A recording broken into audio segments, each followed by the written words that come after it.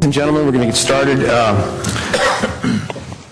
I'll call to order the City Council successor agency to the redevelopment agency of the City of San Carlos, February 13th, 2017. Please rise and join me in the Pledge of Allegiance. I pledge allegiance to the flag of the United States of America and to the republic for which it stands, one nation, under God, indivisible, with liberty and justice for all. All right. Changes to the order of the agenda. I have one. I would like to move 7B, the park one, to ahead of 6. Number of matches for 7. Well, thank you. I thank you. Siri said hello. So it'll come right after the consent calendar. 7B will come right after 5. Any other changes? Staff? No other changes this evening, thank you. Okay. All right. So number 4 is public comment, but this is for comment that are items not on the posted agenda. Do you have any cards, Crystal? Is anyone wishing to speak on items not on the posted agenda tonight? All right, we'll move on. Number 5 is approval of consent calendar. Consent calendar items are considered to be routine and will be enacted by one motion. There will be no separate discussion on these items unless members of the council, staff, or public request specific items to be removed for separate action. So are there items that wish to be removed? Mr. Mayor, I'd like to pull items D and G. E and G. Okay. Any others? All right. I would like to, and I think perhaps someone else, I would like to, which one is the one that I can't find here? The formula business, yes. Crystal, I want to vote no on C, so I'm going to ask for a motion tonight for A, B, E, and F at this point. Mr. Mayor, I'll make that motion to approve A, B, E, and F, and I move to adopt ordinance number 1518, an ordinance of the City Council of the City of San Carlos amending the zoning ordinance Title 18 of the San Carlos Municipal Code, modifying the definition of formula businesses and... Mr., I apologize, but that's one of the ones that I want to vote no on. I think we have to do a separate one on that, so I apologize. Or you want to... Or not? I think just procedurally what I understood, Mr. Mayor, you were doing was indicating that you were not... You have to have 2 votes, though, Mr. Rubens. I'm going to vote yes on A, B, D, and E. Through the chair. I'm sorry. I misunderstood what you were trying to do. So since I'm voting against C, I didn't mean to cut you off, but C is going to be the second motion. That's fine. That's an appropriate way to do it. Okay, thanks. Sure. All right, so A, B, E, and F? Second. All right, it's been moved and seconded. Any further discussion on those items? If not, roll call, please. Councilmember Collins? Yes. Councilmember Grocott? Yes. Councilmember Johnson? Yes. Councilmember Obert? Yes. And Mayor Grisilli? Yes. All right, so, Mr. All right. I'll move to adopt Thank you. ordinance number 1518, an ordinance of the City Council of the City of San Carlos amending the zoning ordinance Title 18 of the San Carlos Municipal Code, modifying the definition of formula businesses and making permanent regulations on formula business uses in the downtown core area, and the 50% reduction for conditional use permit applications for such uses set to expire on February 28, 2017. Is there a second? Second. Okay, it's moved and seconded. Roll call, please. Councilmember Collins? Yes. Councilmember Grocott? Yes. Councilmember Johnson? Yes. Councilmember Obert? No. Mayor Grisilli? No. All right, thank you. And we will get to, I'm sorry, your 2 were D and... C. D and G. D and G. D and G. D and G, we'll get to those at the end of the meeting. All right, we will now move to 7B, which is consideration of adopting a resolution approving the master plan for North Crestview Park. Ms. Newby? Sorry, Cameron. I didn't mean to cut you off there.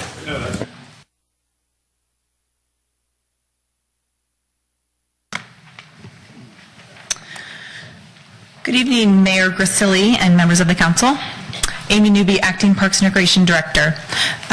Tonight, I would like to introduce Mark Slichter with Calendar Associates, who will take us all through the master planning process for North Crestview Park, specifically summarizing input from the various community meetings, how the conceptual design ideas evolved throughout the process, and the outcomes of the public process this past year. And with that, I'd just like to welcome up Mark.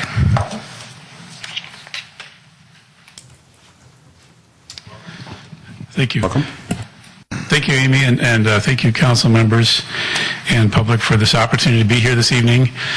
I want to take a little bit of time here to kind of catch you up. The last time we met was back in March, and so what my plan to do this evening is to basically, in chronological fashion, take you through the process we've gone through and the input that we've received and where we are now. So I share this with you. This basically captures all the way back to when we met last and then the subsequent meetings. And so I'm going to speak to each of these meetings, but I do think it's kind of helpful to have that context. I know for me, when there's a fair amount of time that elapses between events, the investment that's been made to this point might be easy to miss. So I'm going to start with kind of a quick refresher on the site itself. North Crestview Park is 4 acres in size. It's about 330 feet from top to bottom in that aerial photo there, and then 450 feet in length. The front of the site is sloping the front third of the site, and there's a total of about 50 feet of grade differential between Crestview Drive to the back of the site, and most of that happens in that first third of the site. Neighbors to the north and to the south, so on that aerial, that would be to the left and to the right. And then Vista Park is in close proximity to the site. It's roughly comparable in size to Crestview Park, so I think that's kind of a useful point of reference in thinking about it. Everybody's familiar with Crestview. Some quick images. This is the view from the street. And looking to the west, this is the southern edge, so you can see some homes along that southern edge. The northern edge, as the point I've made in previous meetings, is that the northern and southern edges are different in the way they relate to the neighborhoods. The southern edge is basically more of a condition where the elevation of the park and the elevation of the residences is the same.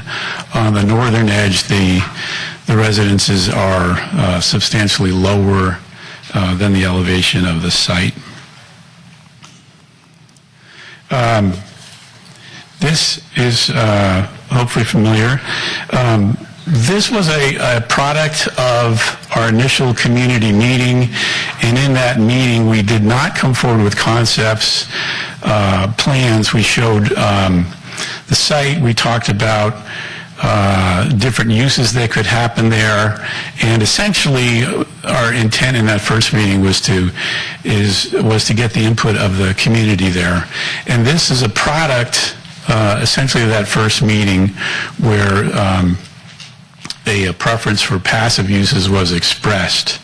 And so what we have here is primarily trails, some more developed than others, and little in the way of development within the site. A couple of areas that are more enhanced, which would be the Memorial Overlook and then the Meadow area.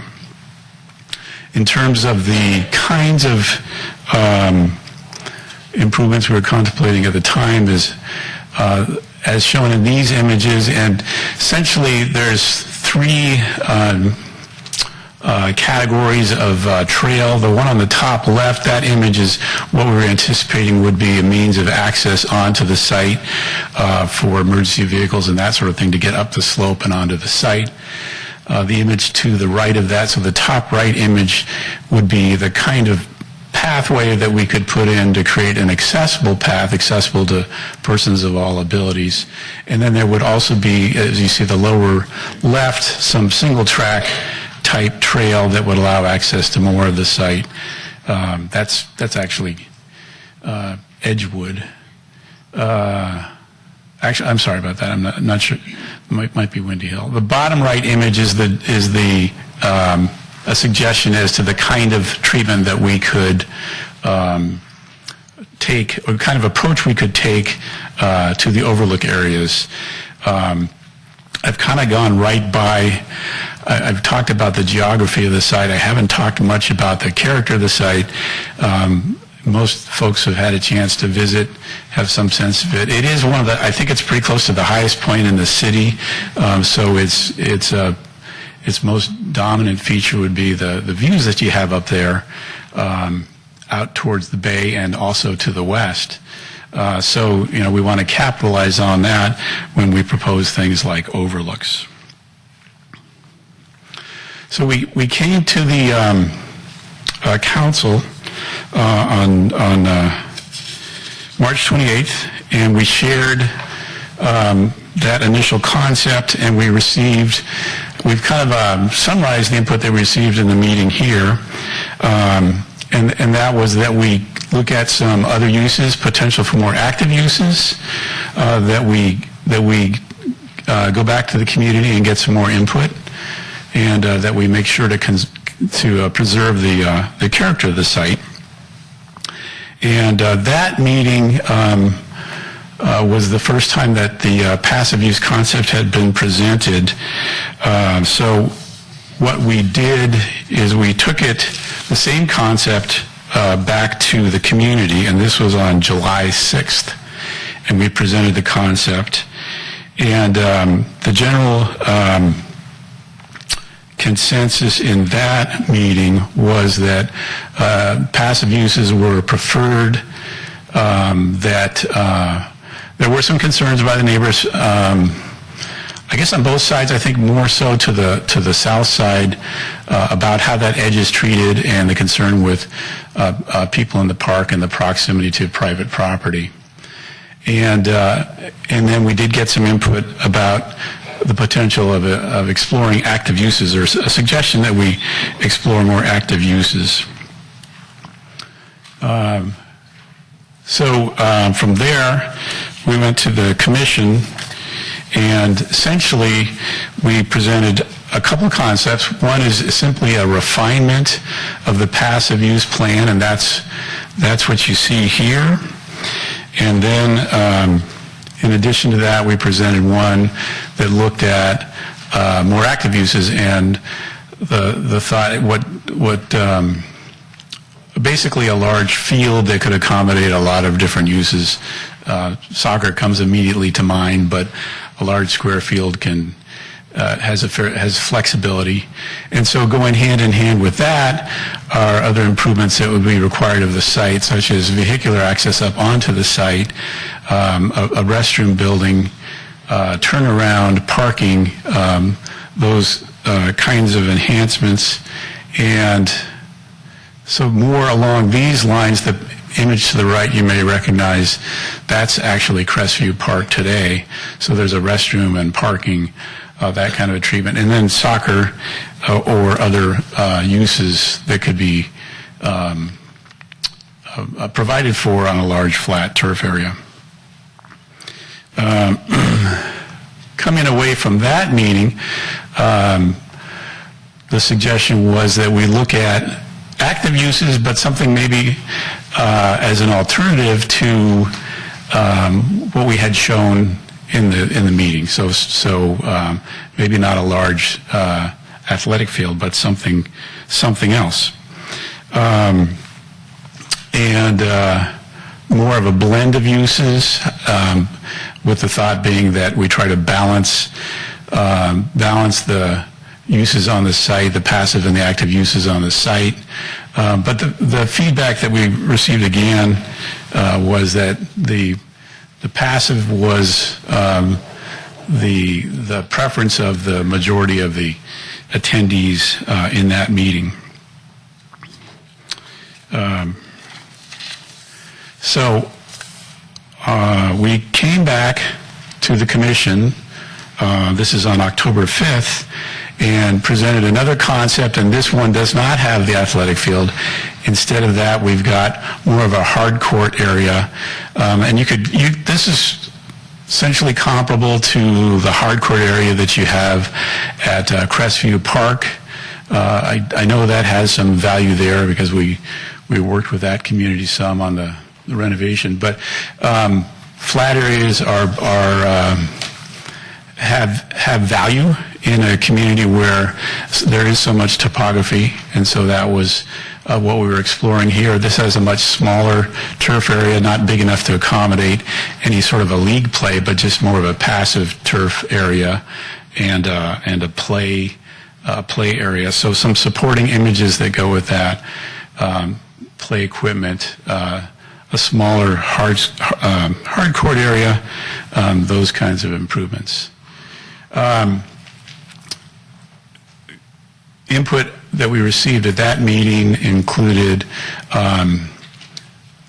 looking at active uses, going back to look at active uses. Could we put a smaller field on the site, and what would the potential of that be? Again, the sentiment of the majority of the attendees was that the passive use plan was preferred. So we came, here we go, commission meeting number 3 on November 30th. It was an attempt to have a little bit more of a mixed use. This is a smaller field. This is 150 feet by 210 feet. So that's basically a U12 at most. With the thought that the area to the south or to the left could be undeveloped, leaving it more in its natural state, and we got a little bit more of a kind of a buffer by virtue of doing that from the residences.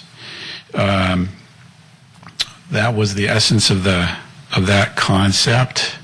The input that we received. At the conclusion of that meeting, there was a motion made, and the commission voted for the passive concept by a margin of 3-2. Again, the sentiment expressed in the meeting by the attendees was largely in favor of the passive. So now here we are today, and I'm here to answer any questions you have, help move this process forward. What I've got as a point of reference is basically each of the ideas that we've explored to look at as kind of a side-by-side. So that's my presentation. Okay, thank you. Questions from the dais? Mr. Olbert? Thank you, Mr. Mayor. I think actually my questions are all for staff, but that's fine. It's okay if I ask them now, right? Yes, absolutely. One thing that I was curious about, Amy, the emails that we've all been getting, there's been reference to, I think the term is of a wildlife corridor, basically that the North Crestview Park needs to be preserved as it is, or as close to as it is as it can be, because it's part of a wildlife corridor. And I have to admit, I had never heard staff in any of the presentations we've had over the years about that area ever talk about that. So I was wondering if we have any objective information about whether that, in fact, actually is a wildlife corridor.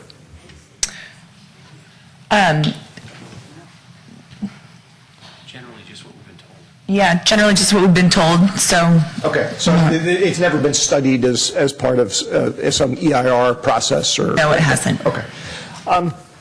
The other question I had, the second question I had was, I think I had mentioned this one to Tara earlier today, was I'd like to get a sense of how much money was spent on preparing the master plan, both in terms of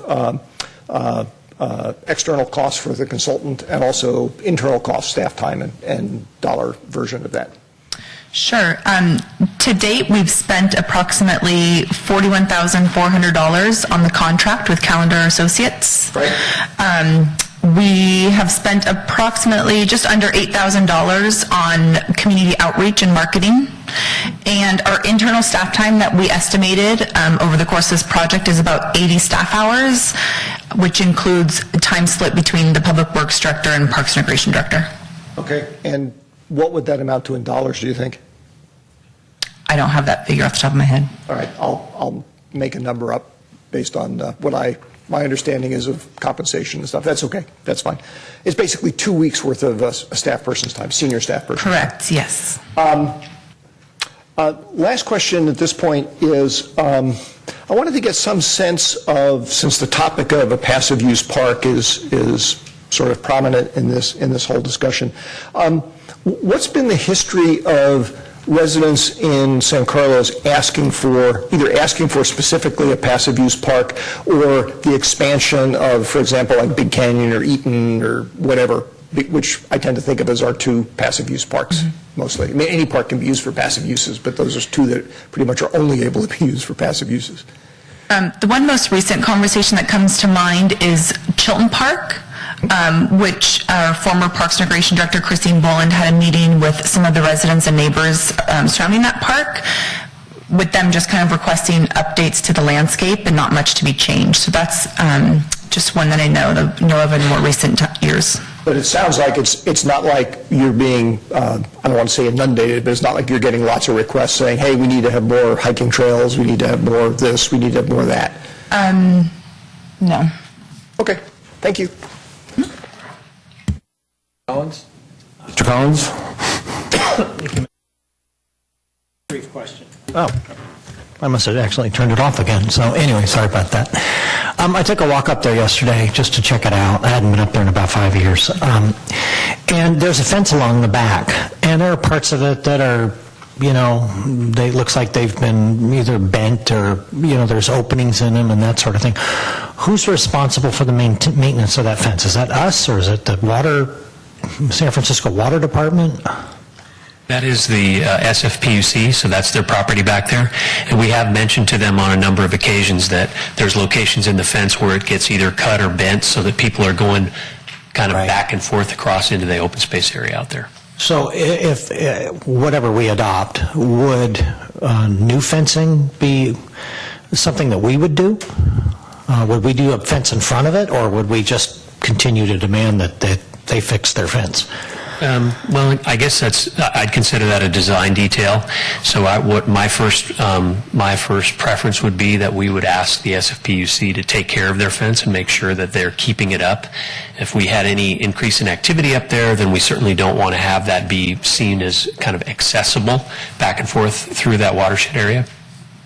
So conceivably, would we put our own fence in front of it? We could, but again, my sense is it's really something I would rather have the SFPUC do, keeping up their own fence, because that is their fence out there now. Rather not have two fences then? That's right. Okay. All right. Thanks. Okay. Any other questions for staff? Mr. Grocott?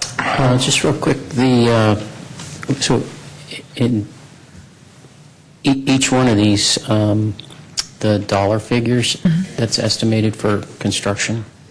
Yeah, those are all construction cost estimates that were included in your packet. Okay. Yeah. But can you go with, just so we're clear, based on the different quadrants on that graphic, can you apply those numbers? Go through the cost estimates? Yes. Sure. Thank you. The top left cost estimate is between $350,000 and $450,000. The bottom left, so the mixed-use concept plan 1, is estimated at between $1.5 million and $1.9 million.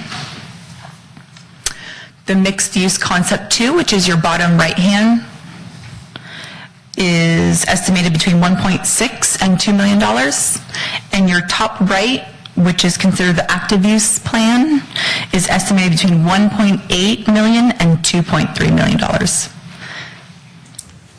And those are all construction costs. Yeah, can we do a follow-up question on that then? Sure. For, once they were built, whichever one we would go with, the operational costs estimated for, say, the first year, first 5 years or something, do we have any idea?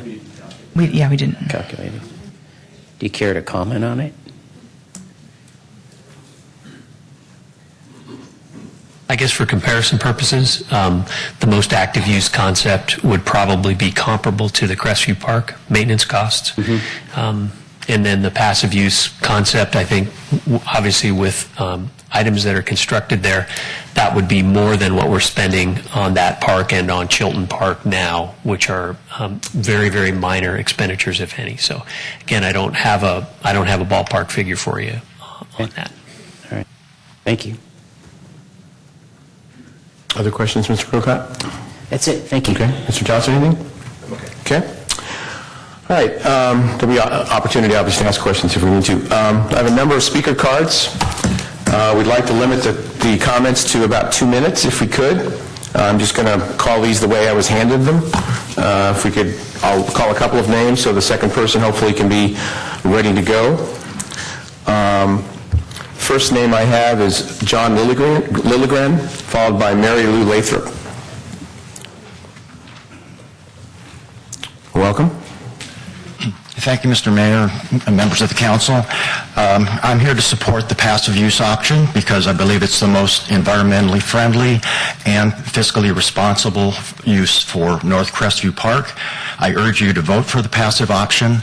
And as a comment, over the past several months, the discussion has really been very conceptual for the design. So I'm hoping you pick the passive use park option and that we will have an opportunity to do more detailed input on specifically what would go in that location. Thank you. Thank you for your comments. Mary Lou Lathrop, followed by Jill Kulik.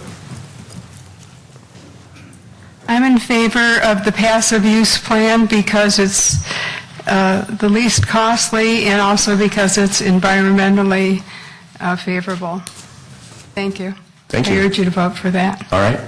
Well, at this pace, we might be done by 8 o'clock. That's amazing. Count me in as passive. Jill Kulik, I live on Crestview, and it feels to me that the neighborhood really would like to keep it as a natural environment, not only for us, but for the wildlife. I don't know how you prove it's a wildlife corridor or not, but we hope that you'll help us protect them.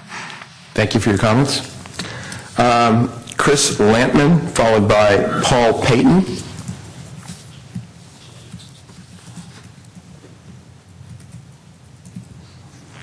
Welcome. Good evening, Mr. Mayor and members of the council. My name is Dr. Chris Lampman. My family and I have lived in San Carlos nearly 15 years, and I'd like to thank you for your service to the city and also for the engagement with residents that has really happened regarding the plans for North Crestview Park. The community meetings have been very, very helpful to gather voices and to hear the opinions of our neighbors. I attended several of these sessions, including the November meeting that was referenced briefly of the Parks, Recs, and Culture Commission, and the discussion clearly showed a strong public preference to leave North Crestview Park untouched or at least minimally developed. The meetings also clearly voiced a need for additional sports facilities for the children of San Carlos, which would be better served by other locations. We live about a mile down the hill from the park, and I walked the North Crestview site personally. I'm glad you did too. But let me be your eyes and ears if you haven't been up there. And just let me say that active or mixed-use alternatives are not acceptable compromises. The city can't really afford them at this point, and they fail to meet the needs of our families. So I urge you to follow the recommendations of the Parks and Rec Commission and pass tonight's resolution authorizing the passive use concept for the master plan. And thank you again for your service and for hearing the voice of our community. Thank you for your comments. Paul Payton, followed by Marilyn Brewer. So I reside at 3 Azalea Lanes. One of the earlier photographs was a nice picture of my house.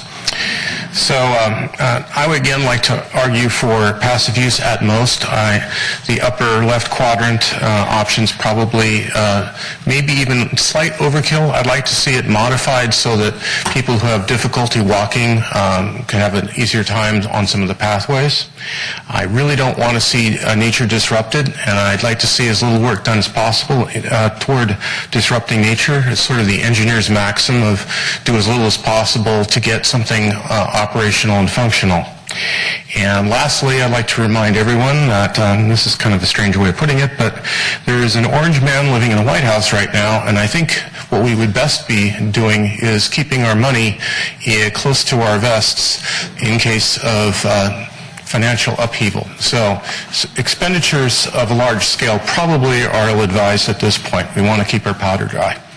I'd like to give a nod to Matt Grocott. He caught a very, very interesting and important point, which is the operations and maintenance costs. That always gets you.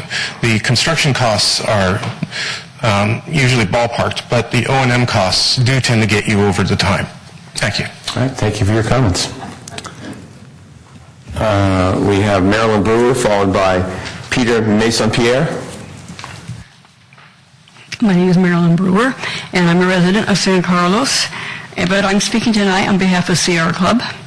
Sierra Club strongly advocates to have open space within our boundaries so that people can get away from it all, get up above the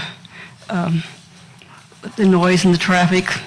And Crestview Drive provides several opportunities to do that. Most of us know about the highest point of that street. Has the best view of all. You can see our city and the bay and Mount Diablo.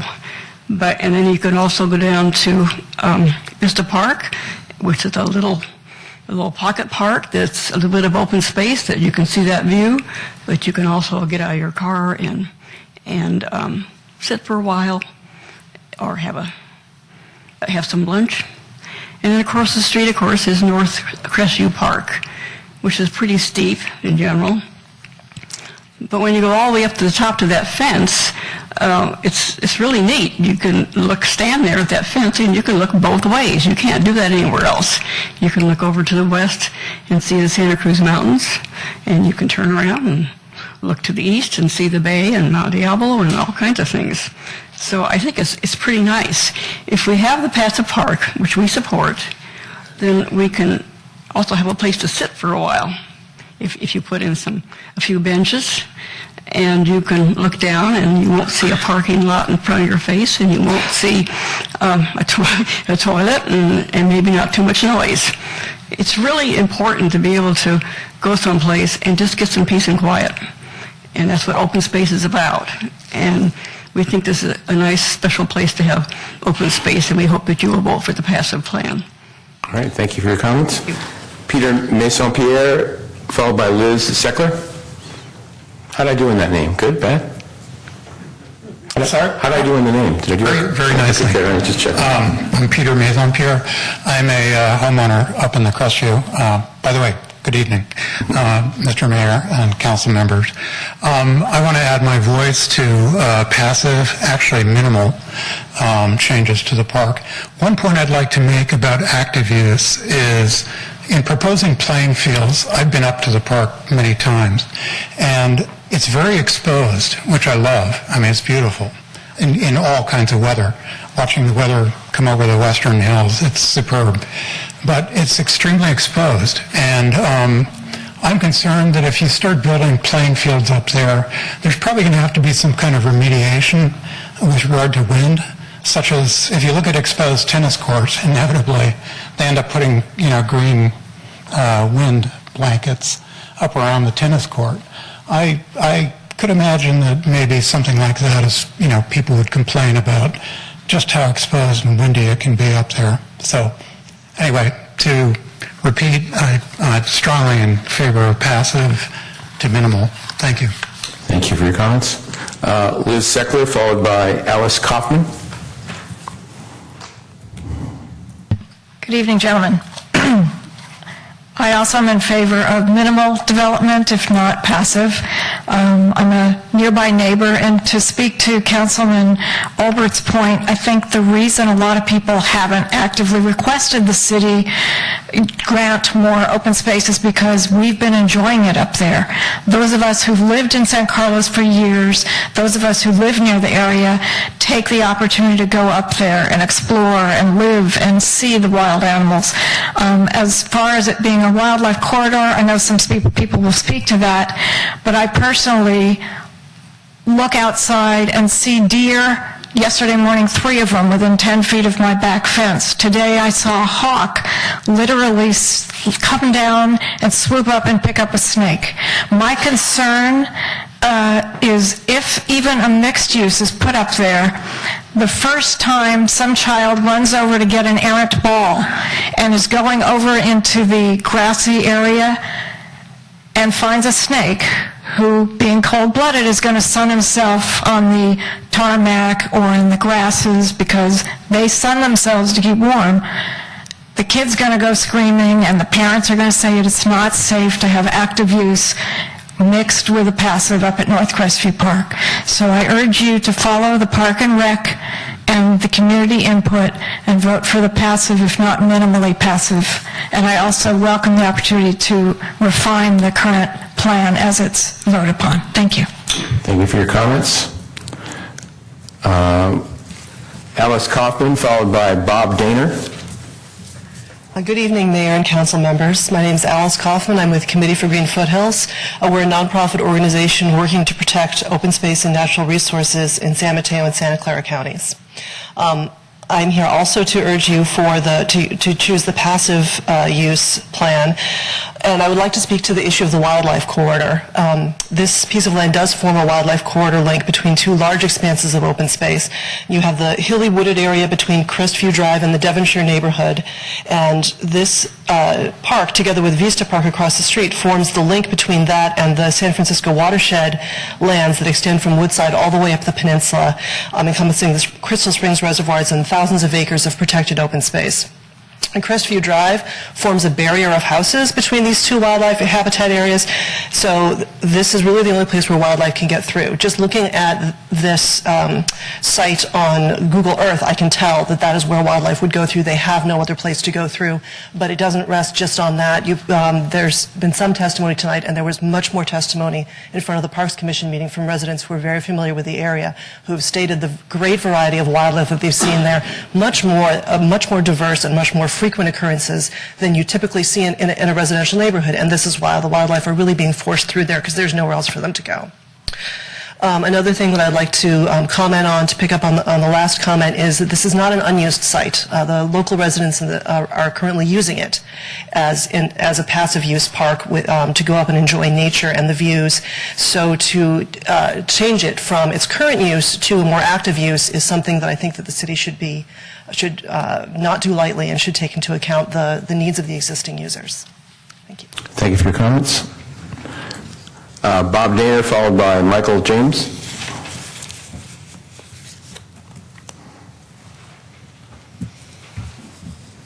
I apologize for the delay. Hurry up, will you, Bob? Come on. Don't get old. I'm already old, Bob, trust me. Good evening, and thank you for the time. Thank you. I do not live in North Crestview Park, but I am a neighbor, just like I am a neighbor of all of our parks in San Carlos. My interest in the parks is that our parks serve everyone in our community the best way possible. So tonight I'm speaking in support of the city staff recommendation for a passive use for this park. It's the right use for this site.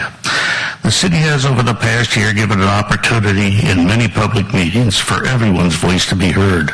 In all of these public meetings, there's been overwhelming support for the original calendar design for a more passive use of this park. I urge you tonight to join with and to support your neighbors here and approve the staff recommendations. Thank you. Thanks, Bob. Appreciate it. Michael James, followed by Sarah Timby. Good evening. I'm also here in support of the passive use of this park. I live about a mile from the site, and while I'm not affected directly by the amount of traffic that goes there, I think his best use is a serene point for observation of nature. It's also near the highest point of the entire city, and on a clear night it's a nice place to look at the stars. So I'd also like to voice a preference for not having light pollution in the areas, might be stadium lights or otherwise. Thank you. Thank you for your comments. Sarah Timby, followed by Mary Farrell. Sarah Timby, I want to also add my voice to the passive use. It's the site is very important in terms of its view and its current slope and so on. To make it into something else would be wasting what we have there already, I think. Thank you for your comments.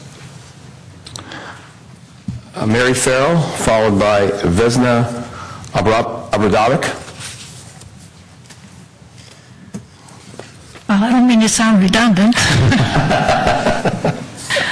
but I do follow what almost everybody here is saying. And I've been walking up there since 1991 when I moved about a mile down from Crestview on Club Drive. And every time I walk there, I look at the view and I see wild foxes, I see white-tailed rabbits, I see I see many, many different kinds of birds. I've seen snakes, which I don't like, but I do love the nature, and I just cannot say how much joy it's brought in my life. And I know it will bring much joy in everyone else's. Thank you. Thank you for your comments. Vesna Abradovic, followed by Bob Black. Good evening. Thank you for letting me speak. I suppose the passive use concept for the open space park with trails for all. Number one, considering the nature that we have up there and the topography of this piece of land, it seems to me that passive use would be the best choice so that people of all ages can use it. And number two, even for the passive use, the cost may go beyond anticipated. But any other project there would have used enormous funds. We could use the money to improve what we already have in our other parks and fields and get much better bang for our buck.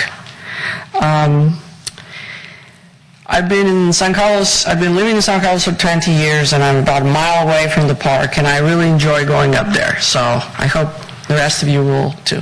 Thank you. Thank you for your comments. Bob Black, followed by David Krabbe. Thank you, Mr. Mayor. I propose also, I support the passive use of Crestview Park, North Crestview Park. And of course, I'm preoccupied with astronomy and stargazing, and it would be an excellent spot for doing stargazing with a simple modification of painting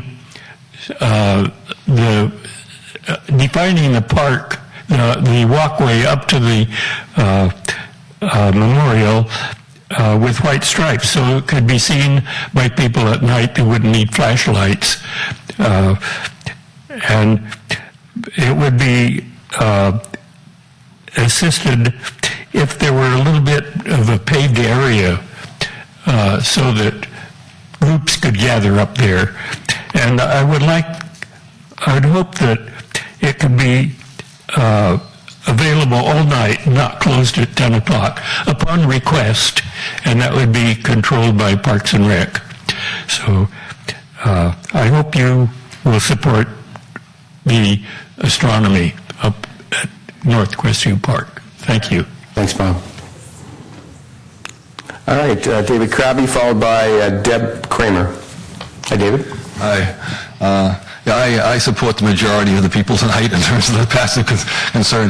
The one thing I wanted to bring up that I'd like to see, and it was mentioned at the very beginning of the first meeting we had, is the possibility of a memorial for the war dogs up on the top of the hill, and that wasn't mentioned in the presentation. And as this proceeds, assuming that it does get the passive approach, I'd like to make sure that the landscape designer takes that into consideration.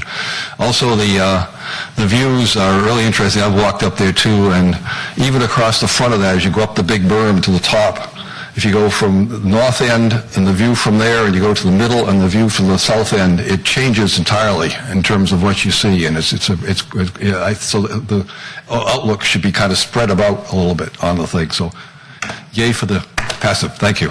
Thank you, David. Deb Kramer, followed by Bonnie McClure. Thanks for allowing me to speak. My name is Deb Kramer, and I live in San Carlos. I've lived here over 20 years in the Devonshire Canyon area, and I can attest to the value of the open space at the top because we have lots of animals at the bottom of the canyon, and the only way they can get there is by going through the open space. I also support the passive use, and especially lower passive use if possible, so that we can have as much open space for the animals and people to enjoy. A lower paving and maybe not even development of trails, but it just seems like it's a nice space. I visited Vista Park. I do enjoy the views there as well. So again, just as little development as possible. Thank you. Thank you for your comments. Bonnie McClure. Nice hat, Bonnie. That's nice. Where'd you get that? Like the hat. I like the hat. Yeah, okay. I'll have to bring another one next time. I'm Bonnie McClure. I've lived here almost 60 years. I like that site up there. It's beautiful. But the thing I'd like to point out is that the trails in the passive use are designed for people that are in wheelchairs. Now, I'm only using a walking stick now, but I know someday I'm going to need a wheelchair. And I know there are people in the audience that cannot walk the trails at Big Canyon or Eaton because they're not suitable. And so I urge you to stay with the passive. And I do like the dog memorial, and I think it gives a destination for people to get to. So please consider that. Thank you very much. Okay, is there anyone else wishing to speak tonight on this item? Yes, please come ahead. And just you can fill out a form later and just hand it to the city clerk. Welcome. Hi, my name is Eloise Carlton, and I've been a resident here for about 20 years or more, 25 years. And this park is my daily destination. Come rain or shine, I walk up there for about 1.5 miles from Melody Drive. And recently, it's really been wild up there when it's raining and the wind is blowing, and it would be it's completely unsuitable site for a soccer field, it seems to me. It's just a beautiful place to go, a destination, as the previous speaker said. And so I hope you'll vote for the passive or minimal use. Thank you. Thank you for your comments. Is there anyone else wishing to speak tonight on this item? All right, thank you. I have a quick question for staff. Amy? Or perhaps for process, I guess. We'll have some sort of a vote tonight probably to pick one of these four or whatever. Then what's the next step after that? Because we're not going to go into the details tonight of this. Right, so pending a concept gets passed tonight, we will move forward with an RFP for design consultants to then go through the design process. We do have money still left in the budget to get the design process started.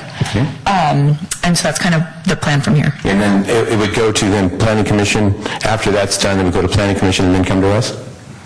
It would go to the Parks, Recreation, and Culture Park Commission. Park and Rec Commission, sorry. Yes. And then it would come to us. And then it would come back. So I'm just letting everybody in the audience know what the next steps are. We're not going to pick all the details out tonight. It's going to be another few meetings. Yeah, a whole slew of community input meetings for the design. That's what I wanted to make sure that we understood there's a lot more community input coming. Yes. No matter which one we pick. Yes. Okay, great. Thank you. All right, gentlemen, what is your preference here? Don't all talk at once. Well, Mr. Mayor, you looking for a motion? Whatever you'd like to do, Mr. Collins. All right. Well, I will, let's see, this is 7B. I'll move it to adopt Resolution 2017-13, a resolution of the City Council of the City of San Carlos approving a master plan for North Crestview Park, and there's no language in here, so what I just say with a preference for passive use. All right. Is there a second to that motion? I'll second. All right, it's moved and seconded. Discussion. Yes, Mr. Mayor. Yes, Mr. Olbert. Couple of points to make, but I'd also like to start by having Crystal put up a little chart that I put together. It's just a single page, Crystal, so you can, I decided it was too complicated using the pointers. So,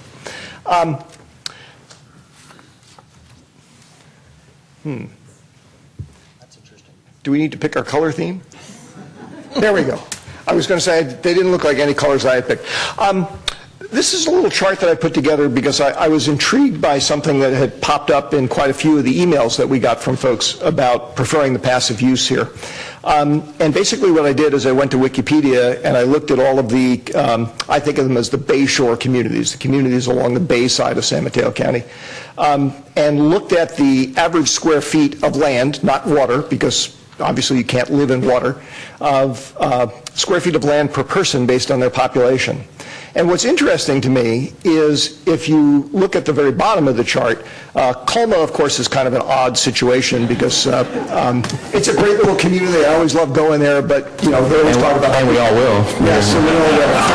Maybe you should have put a living person. Yes. And I apologize to my friends in Atherton. I left the T out of their name. I'm not sure how that happened. I guess spell checking doesn't work well for me. But basically, if you look at this, what you see is that San Carlos, in terms of the square feet of land per person, actually is the third highest or least densely populated of these communities on the Bayshore side of San Mateo County. And I say that just because I want people to understand. This explains something I've always seen on maps of San Carlos. There's a lot of open space in San Carlos. In fact, if you look at the numbers, there's one person for every 5,000 square feet. And since the average lot in San Carlos is about 5,000 square feet, that means we could actually take our entire population, put one person on each lot, lot size thing, and just barely fill up the town. So I just want folks to keep that in mind as we go forward with this and other discussions about land use and open space, that San Carlos actually has quite a bit of open space. Now, as far as this particular item is concerned, I also want to sort of apologize for something that I missed last year when this first came up.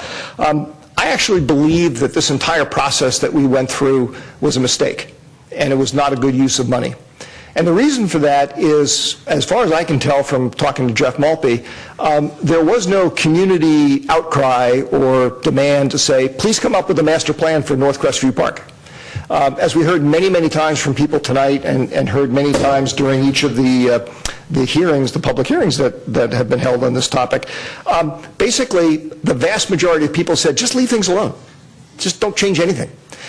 Given that, it sort of raises the question, well, why did we spend $60,000 seeing if there was something else we wanted to do?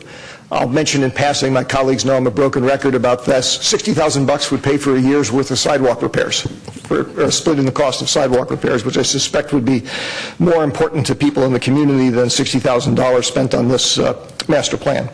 So at the end of the day, because there wasn't really a request for this, and I'm not sure why staff even brought it to us, and I didn't ask that question of why are you bringing it to us last year, we've spent the $60,000.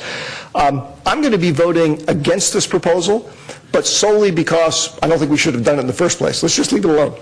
Okay? That land was up there for 40 years with nothing going on, and everything was just fine. I can tell you that most of the council didn't even know that it was public property years ago when this came up for the first time. So I'm going to be voting no on this. I actually wish we hadn't spent the $60,000, but I don't own a time machine, so can't do anything about that. Just have to remember going forward to ask better questions next time. All right, thank you. Mr. Collins, any comments? Yes, thank you, Mr. Mayor. Well, first of all, I want to thank everybody for coming, and thank you for your emails and your correspondence and coming to all the community meetings that we had. This is the first issue, I guess, that I've been involved in since I've been on the council for 5 years now, that someone actually sent me an email and said, stop having meetings. You're doing too much outreach, which was the first time I'd ever seen that. So, but anyway, it was a process, regardless of whether or not we spent too much money on. We went through the process. It's a park that really a lot of people didn't know what was there until a couple of years ago, and now they do. So we went through this process. But I do appreciate all the input that we've gotten, and it's important to get that input. I believe when you start down this road, you do need to find out what the people of this town want. Based on a lot of those emails, too, a lot of my thinking was, why are we doing anything? Why don't we just leave it alone? And then a couple comments that people made got me to thinking about people with handicap access. As they get older, they're going to want the access to be a little bit easier for them. That's one of the reasons that I went back up there yesterday. I was there, my wife and I took a hike up there about 5 years ago.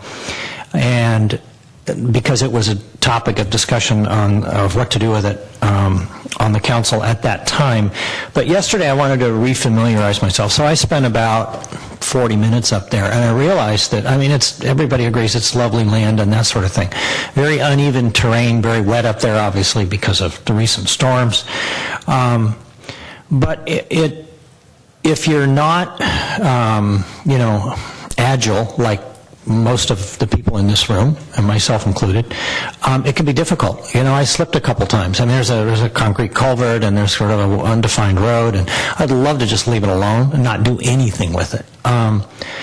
But I think it's kind of unfair to those people who really want to enjoy it. Not that I want to see it overdeveloped. And I do tend toward doing the minimal amount to it. I don't even like spending $300,000 or $400,000, but if we can find a way to make it more accessible to people with disabilities, I think that would be important.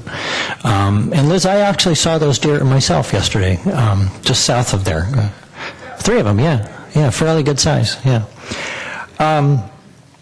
But doing something like this, or basically not doing some of the other alternatives with this land, means that there's always an impact. The old what's that scientific expression about every action has a reaction?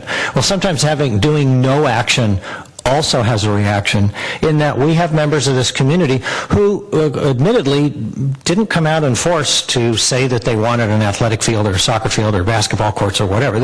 I got a couple of emails. I'm sure we all got 1 or 2. But even though they didn't, doesn't mean that problem doesn't still exist. And we have other fields in town that are impacted. There is a great demand on our fields. And this problem goes back 60 years since my family moved here. There's always been a dearth of athletic facilities and fields for kids to use. And there's even more now. There's more people. There's more kids.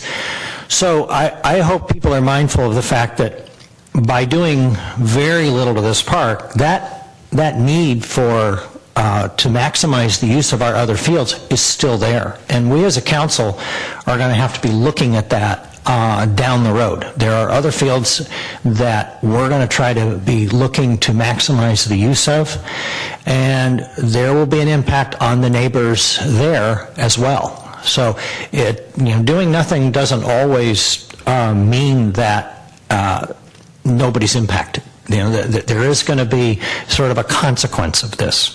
So that's pretty much, I kind of went through my list of things I wanted to say, but again, thank you all for coming out. Okay, Mr. Olbert, I'm sorry, Mr. Johnson. Thank you, Mr. Mayor.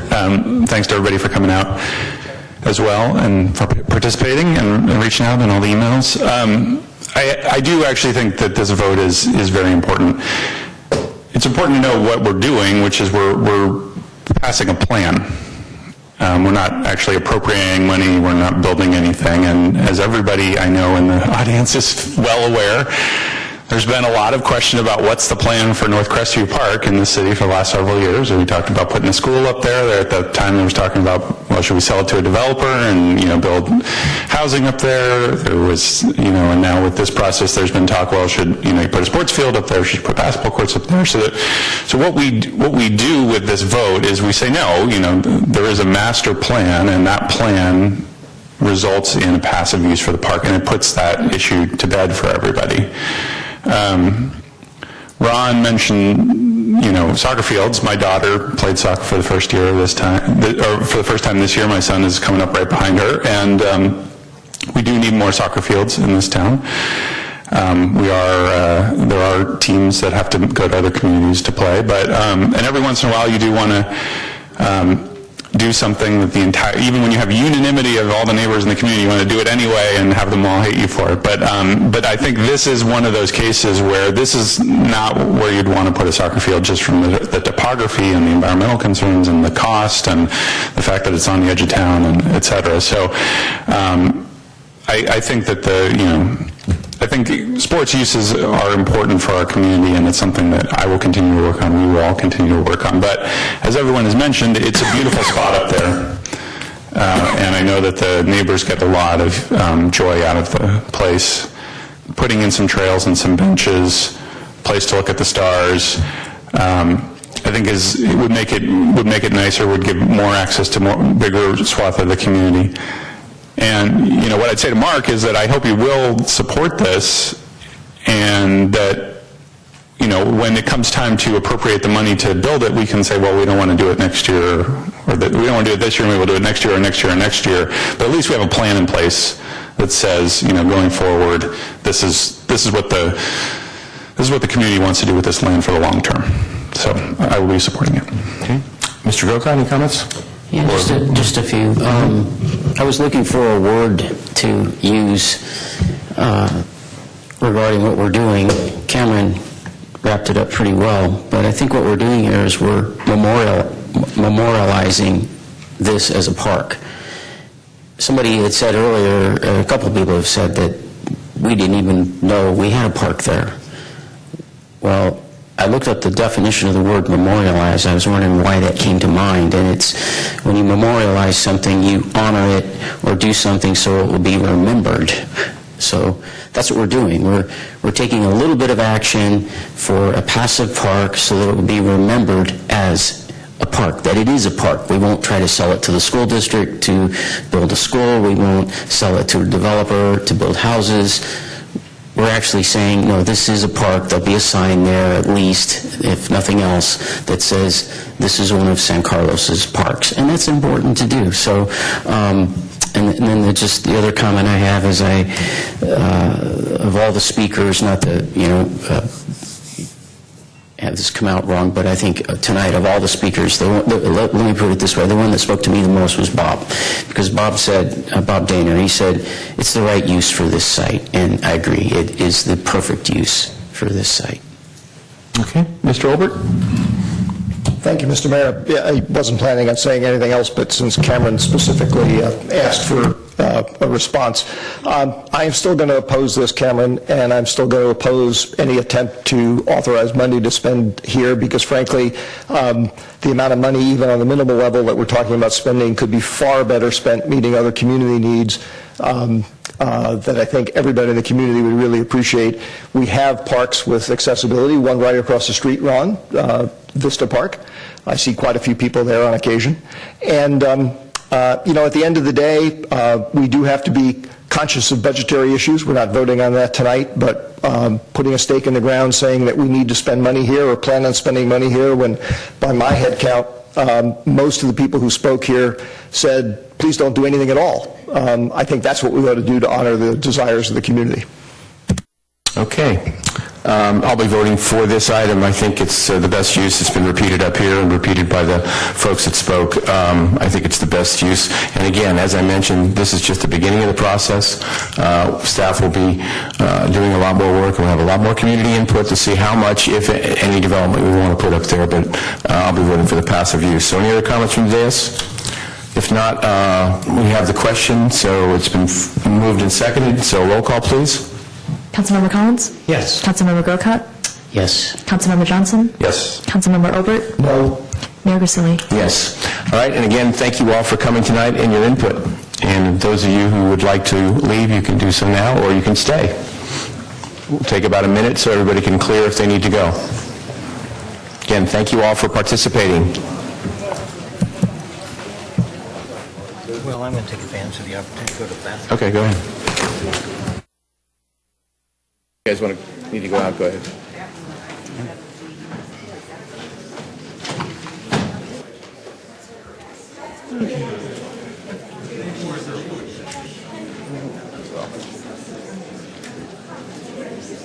I think it's the first time I've ever had 90% of the people never.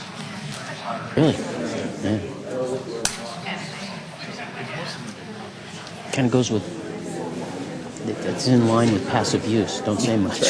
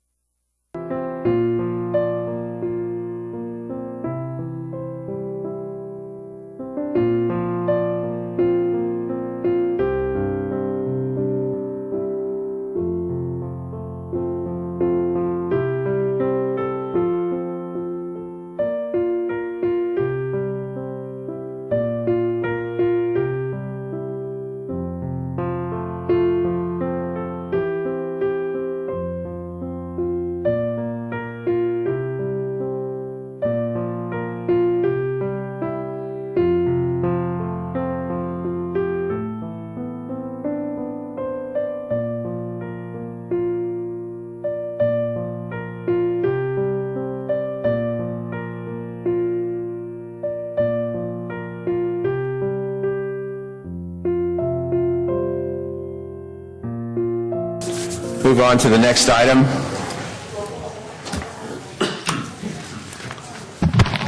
Mr. Collins. Just one second now. I just want to make sure Ron wasn't out there. I don't think he is.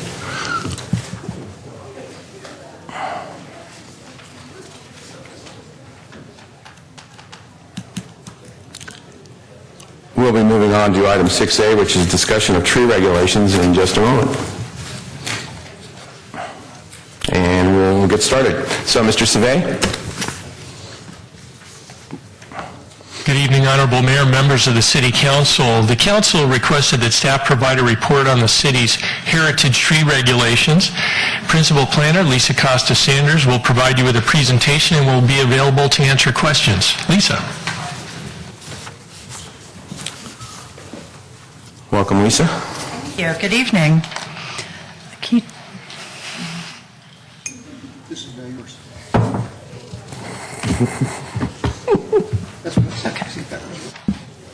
So the San Carlos Municipal Code defines several different trees as being under the protected status, and that includes heritage trees. This is going to be based on size and based on species. So buckeye, madrone, oak, laurel, redwood would be considered heritage trees if they meet the size criteria that's outlined in the code. Significant trees, any of the trees that are not listed above, when measured at least 36 inches in circumference. And then founder trees, we discussed this at a previous meeting. It's any tree known to have been planted prior to the city's incorporation, and that includes some of the eucalyptus trees that are located along San Carlos Avenue. Exempt trees, regardless of their size, includes acacia, Monterey pine, and eucalyptus trees, except if it's a founder tree or when it's eucalyptus is in a group of trees. So trees and landscaping within the public right-of-way. The city is responsible for public landscaping when it's located within a landscape median, within a city park or city-owned property, as well as trees along the downtown core. Private property owners then are responsible for any landscaping, any trees located adjacent to their properties when located in the public right-of-way. And the code does have some maintenance requirements outlined, including maintaining some clearance above sidewalks as well as above roadways. So as I indicated, property owners are required to maintain trees and landscaping adjacent to their properties. If it is determined that the tree is damaging sidewalk or impeding the right-of-way, a city inspector will go out and take a look at the tree as well as the city's arborist, and they'll develop a plan and work with the property owner to modify the sidewalk or prune the tree. It could be that just removing some limbs or pruning the roots and repaving the sidewalk would resolve the issue. If a property owner wishes to remove a tree in the public right-of-way, they would need to apply for a permit through the Community Development Department. The city also maintains a list of approved street trees for new planting. And then the process for trees on private property, if a property owner wishes to remove a tree, there's a requirement to obtain a permit from the Community Development Department. The property owner has the option of either submitting an arborist report that they contract and submit that in to us for review, or the city arborist could inspect the tree on behalf of the property owner and would make a recommendation to staff. Staff can then grant a permit if it's able to make the findings that are outlined in the code. And there are replacement requirements of one at least 24-inch box tree for each tree removed. Tree removals that are due to development projects are considered by the reviewing body, so that could be the RDRC or the Planning Commission. And then on enforcement side, if the city receives a complaint on a tree, the city arborist would inspect the tree, and then staff would work with the property owner to implement the required actions. Could be trimming, could be some better maintenance, watering, or ultimately removal if the tree is deemed to be dead, diseased, or dangerous. And we'd be happy to try to answer any questions. Okay. Thank you, Lisa. Mr. Collins? Thank you, Mr. Mayor. Just a couple of questions. What constitutes a group of trees? How do we define group? I need to double check that definition, but I think it's 4 or more trees in a grouping in an area. Okay. And it's really just the eucalyptus. Okay. And then I noticed that the fee of a permit to remove a tree on your property is $365. That's with the city's arborist conducting the inspection. If they submit an arborist, the fee is reduced to $274 if they submit an arborist report. And does that cover non-heritage trees? It's only required for protected trees. If it's an exempt tree, they can just remove it by right. They can remove it by right? Correct. Okay. I was wondering if, what's the process to add a tree that we think ought to be on the exempt list? We would need to do municipal code amendment. Okay. I would like to see us consider adding camphor trees to that. I mean, you look at those trees in front of CVS, I mean, they've pulled up the sidewalk. I mean, everywhere there's a camphor tree in the median, the park strip.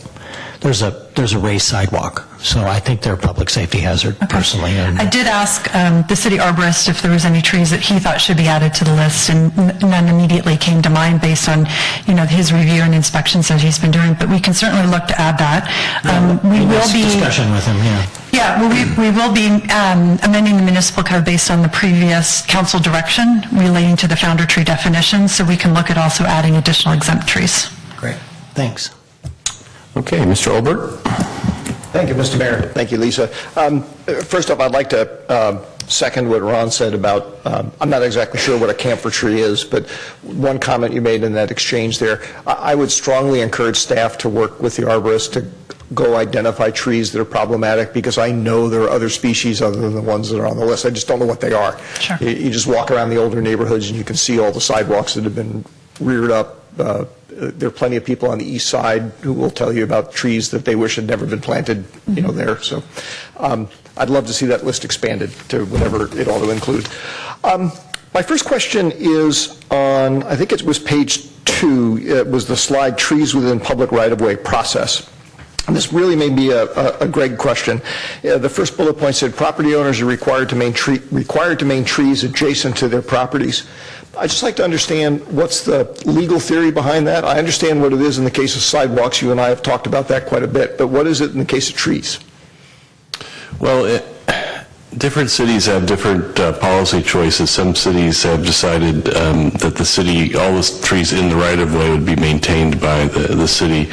It is one of those situations from a policy standpoint where, and there's some liability issues there too, that the private property owner is in the best position to identify problems as they come up and deal with the tree. I think part of it is the sometimes unique way our streets are laid out in town is it's sometimes hard to tell when a tree is actually in the right-of-way or on private property. Some trees that are actually in the landscape area of somebody's house might be private property. Public property. It might be within the right-of-way, but there's a tree that maybe it's a heritage oak tree or a tree that was planted later that is in that already landscape area of people's homes. So you can see there might be some conflicts between where the city right-of-way ends and where the private property owner's landscape begins. So the policy decision, make a long story short, I guess, or a short story long, is that we felt it was best that the private property owner maintain the trees that are in front or adjacent to their property. Well, I appreciate you explaining that, because I have to admit I didn't think about the concept or the issue of trees that are clearly on private property but still affecting public right-of-way. What I was actually thinking of goes back to when I was first campaigning back in 2011. It's trees in the planter strip, okay, which is, as I understand it, that's clearly public property. It's actually part of the right-of-way because it's between the street and the sidewalk. That's right. Okay? And the question I have regarding that is what's the basis for us saying that, yeah, it's a publicly planted tree, planted years ago, perhaps, but it's on a public right-of-way, it's causing damage to a public road or sidewalk, but we want you, the adjacent property owner, to pay for repairing it. I just don't understand that. And again, I understand with the sidewalk issue, you told me the state granted us the ability to do stuff, but I think it's related to the maintenance of the sidewalk, and I touched on it, but the concept of even in the median strip, the property owner who has the tree right in front of their house is in a position where they can identify problems that arise with that tree in front of their house, but in the right of way. You know what, I'll pass on this topic because it'll be part of the policy discussion later. That same logic could be used to say the people on a piece of property would be best positioned to know when there's a pothole opening up in the street in front of them, and we don't make them go out and repair the pothole. So, second question I had is, some time ago, I think it was back in 2013, there were a group of residents from the White Oaks neighborhood who came to the city council. They were quite upset. I don't remember the exact details, but I guess somebody was doing a remodel of a house or maybe a lot scrape and rebuilding, and it involved taking down a white oak tree. That was approved by the review process. The question I have is do we have the right, the statutory authority, I should say, to restrict those kind of actions for certain classes of trees on private property? And if so, how do we go about doing that? I'm not saying I necessarily want to, but I remember there was a lot of community outcry about that particular species and the particular tree because it had been around for a long time. Well, there is an argument to be made that the public has a right to regulate trees that are part of the history of the community and part of the aesthetic of the community. The White Oaks neighborhood, I think, is named White Oaks neighborhood for a reason. There are a lot of ancient oak trees that are there and have been there for a long time. And when one goes down, sometimes there's a lot of different reasons for it. One of them could be development, which I think is your question. The city's police power extends into that area of aesthetics and preservation of community values and even to historic trees, but that has to be balanced against the fact that a purely private tree on somebody's private property it's actually their tree. And so the current ordinance we have tries to balance that by talking about preserving the tree, requiring to get a permit. The tree needs to be evaluated. If it's dangerous, it can be removed. But from our design review ordinance, the design review process, either whether it's Planning Commission or RDRC, has discretion to review the aesthetics of a particular application and can condition those approvals to preserve a tree. You can come up with some extreme hypotheticals where the tree is in the middle of the property and is preventing development. That creates a different set of issues. And those types of cases will take a lot of analysis to determine whether or not, based on the particular facts of the case, whether or not there is an issue with a healthy tree that is preventing reasonable development of a site. We just have to evaluate those on a case-by-case basis. But the answer to your main question is that we do have the ability to regulate trees. We can retune our ordinance and move it on the spectrum towards more protection, but we do have to take into account private property rights. Okay, thank you. Okay, Mr. Grocott.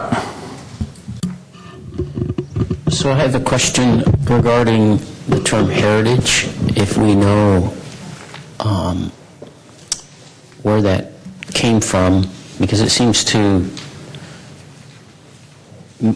what I'm asking is, what is the intended meaning of it? Because when I look at the list of trees, one could argue that some of these species are not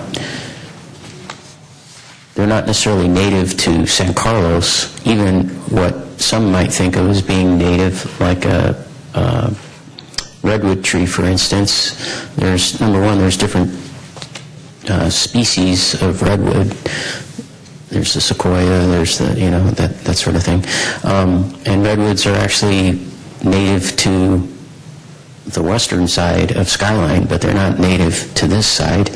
And in fact, it's always sad to see, like I know when I drive up to Santa Rosa, I always think it's so sad to see these redwood trees planted as landscaping along Highway 101 when you can tell the tree doesn't like the environment being that close to the roadway, and it's out of its natural environment that the tree is designed for.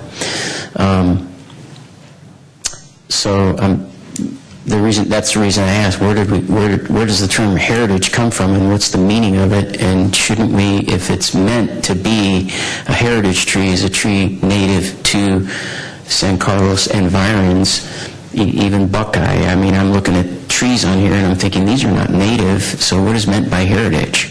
Yeah, actually, I've done heritage tree research for other communities, and it's just a very commonly used word. I believe that's recognized by other codes. And so I have a feeling it was a carryover from an original ordinance that the city had. So I'm not sure it carries a special meaning here. I think it's more of a commonly used planning term to describe trees that want to be protected.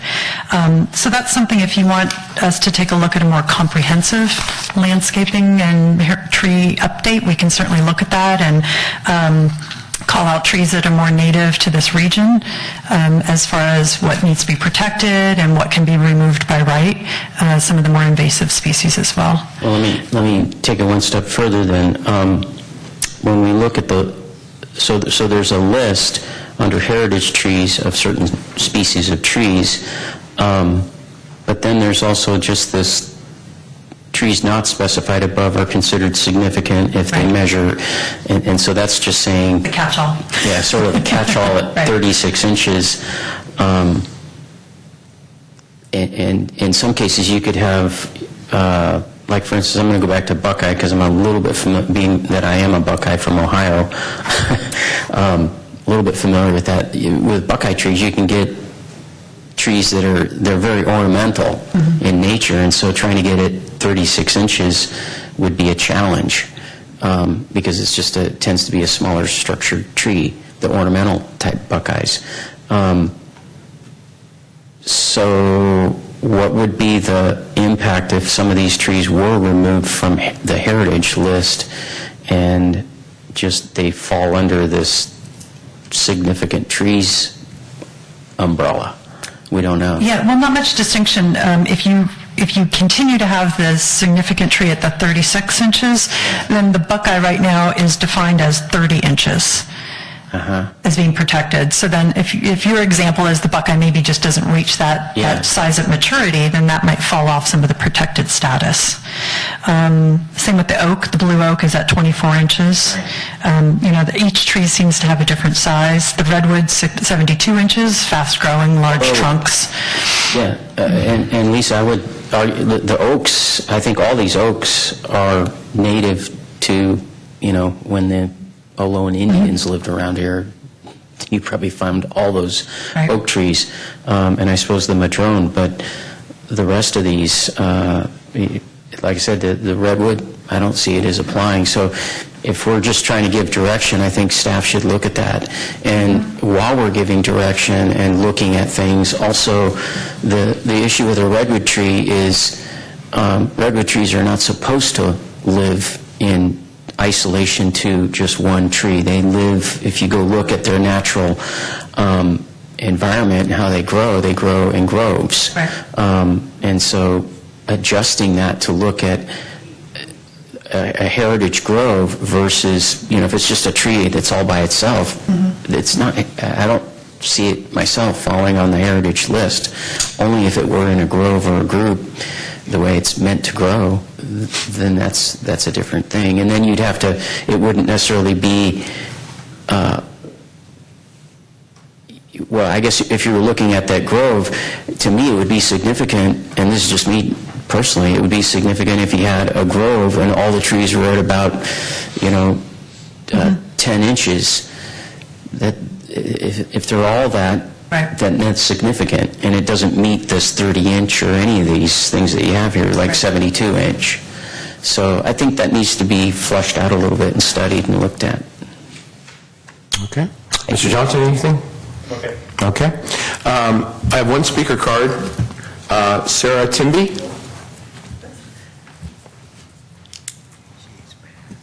that I can come right after the discussion, because first I want to talk to your point about the redwoods, which I basically agree with, but there are redwoods that are native along the creeks, like the Palo Alto tree on San Francisco Creek, and there are at least 3 other groves on San Francisco Creek coming down. San Carlos, I don't think I'm a long time California Native Plant Society person, so I know a lot of these things. The buckeye they're talking about, excuse me, the buckeye is a native to San Carlos. It's not your buckeye. It's the California buckeye. If we use scientific names, it would be clearer what's being referred to. And the madrone, you agree with. The laurel is actually the California bay tree, which was native in this area. If you get in the wooded slopes, you're also going to find things like Douglas fir and so on. But the redwood tree is tricky because people may want it because of its, yeah. But probably it was not, except for people who wanted it because it was such an important tree. That's okay. So the other thing, the main thing I wanted to say today was I'd like a stronger heritage tree ordinance. And I know this is probably just the beginning of your thinking about it, but because of what's happened in my neighborhood, excuse me, I'm going to read this because it's easier for me. I live on Knoll Drive, and we just recently lost a very old, probably 400-year-old, not on my property, but 2 houses away, live oak. And it was on the edge of the property, and the developer wanted it out because he wanted to enlarge the flat part of his property and build a retaining wall, and that would have hurt the oak. And so it did get okayed to be taken out. And I think there's something wrong there, and I think we were talking about it earlier. I think we do need more oversight on it affects the neighborhood, it affects the view from the people behind it, it affects the wildlife around it, and it's important to keep those old trees, especially old oaks. I got off track. So that was the specific that got me interested in this. And in looking into the process of that, I became unhappy with the fact that the city arborist and the arborist that was hired by the developer, this is a legal question too. I think they should have put a caveat in their reports, and I think this should always be required. If they say it is a diseased tree, they're protecting themselves, because if it does fail later, then they would be held responsible if they didn't say it was diseased. You see the point. We've had our oak trees looked at by a very good arborist, and that arborist always puts in a disclaimer saying that, if you damage the roots or if it gets too old or whatever, it's going to fail. So it's right now it's weighted toward the arborist report saying it should come out. I guess that's it. That's what I'm basically getting at. So I think that's one thing that has to be included.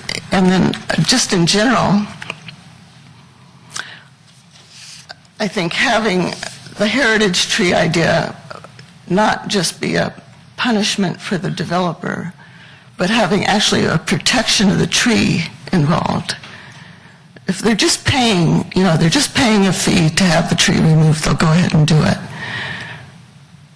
But if we're going to try and keep the trees, it has to be worded and handled a little differently than it is currently. I don't know if you all see what I'm getting at here. I looked into the heritage tree in our city code, and I thought it should be rewritten and I think I sent to some of you, to the council, I think there should be a whole new chapter, very easy for developers, remodelers, everybody to see what's required. And so it would include things like purpose, protection requirements, removal procedures, violation appeal, all in one chapter. I'd like it right after, not sort of mixed here and there throughout the whole document, but all together. And then, as I said, the main thing is the priority should be to preserve the heritage trees, and that's what, to me, heritage means. It's not just a kind of tree, it's something that we are giving it significance by naming it heritage, and that we would do, as some of you mentioned already, we would do more to try and maintain that type of tree. And then if a removal permit is granted, and again, this is from experience now, there should be clear mitigation requirements and accountability for noncompliance. I think people are getting away with removing trees that, partly legally, because of our looseness in definition. But if the community really wants to keep a tree, I think we should be able to handle that. Thank you, Ms. Timby. You're welcome. Thank you. I let you go over a lot because you really know what you're talking about, and I have no clue, I think, on this. So my comment would be on these trees, to be quite honest. Maybe you even mentioned it. I don't know the difference between a buckeye, a madrone, a laurel. I do know an oak or a redwood. I'm not much for names. I'm more for, is it a tree we want to keep or isn't it a tree we want to keep? And so I think that would be my input to this, is that heritage, there's heritage founder significant exempt. It's like Boolean algebra here. This is part of this, but this isn't part of that. So for my money, I would like to make it a little clearer, and also to identify each tree is going to be specific, whether it's a laurel, a madrone, a tree of heaven, or whatever. I mean, depending on where it is and what it is. I think we need to tighten it up a little bit. I honestly do. But again, this is why we're having a study session. So, other comments? Mr. Collins? Yeah, just, sorry, along those lines. I noticed that you said staff doesn't permit eucalyptus trees now, and that you got direction from council, they ought to be prohibited.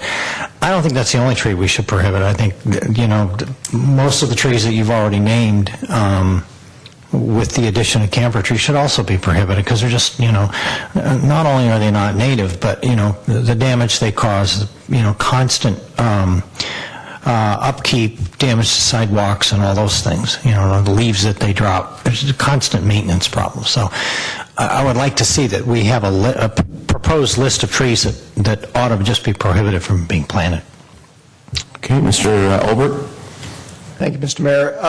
One question about process, Bob. Are you looking for us to tee up ideas that we'd like to see staff come back with now, or are you going to do that in a later phase of this discussion? No, I think that's what we're doing now. It's just a study session, because we're not going to be doing anything past that. Yeah. Okay, that's fine. Yeah. I have one question and then some specific things I'd like to follow up on. Sparked by the comments you yourself made a minute ago, Mr. Mayor. Greg, is there a reason why we have to focus on species of trees here? For example, and leaving aside the notion of what constitutes a heritage tree, which I'm not trying to disabuse the fact that that's an important consideration for me, but hypothetically, could we define it in terms of an undesirable tree, or a tree that's subject to removal as one that causes significant sidewalk damage, that is found to cause a significant risk of falling across a roadway? In other words, do it based on what the tree does as opposed to what species it is. Yeah, that certainly could be one of the criteria. I think the way the ordinance is worded now with the species was probably on the other side, which trees are worth protecting as opposed to which trees we don't want to have in our on sidewalks or medians or in areas that might cause damage. So we certainly could look at it from that side as well. The reason I ask, by the way, is because historically, as we all know, at one point, people thought eucalyptus trees were a really great idea to plant around here. And then after we lived with them for a while, we said, oh, that wasn't such a good idea.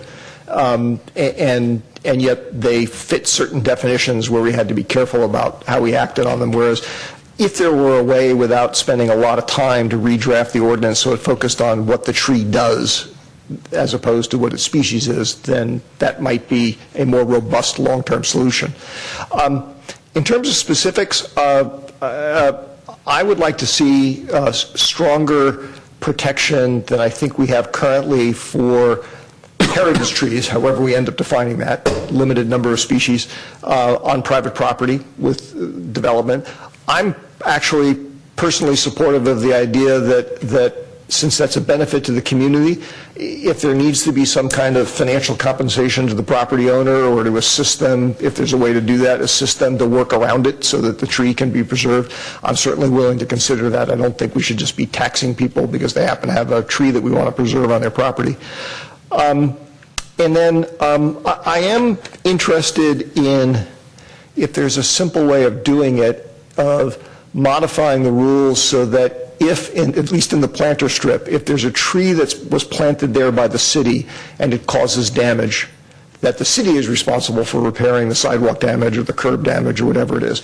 Now, if a property owner like me, if I planted a couple of trees in the planter strip because I wanted them there for aesthetics, that's on me, okay? And I don't know whether procedurally you could do that. It might mean you'd have to keep track of who owned which trees, which might be problematic. But that's a direction I'd like to see us go in, because I think that if the public's benefiting from it and we paid to put it there, it just seems odd to stick the property owner with the bill for repairing something. It turns out, well, we put the wrong kind of tree in. Sorry, please repair it for us.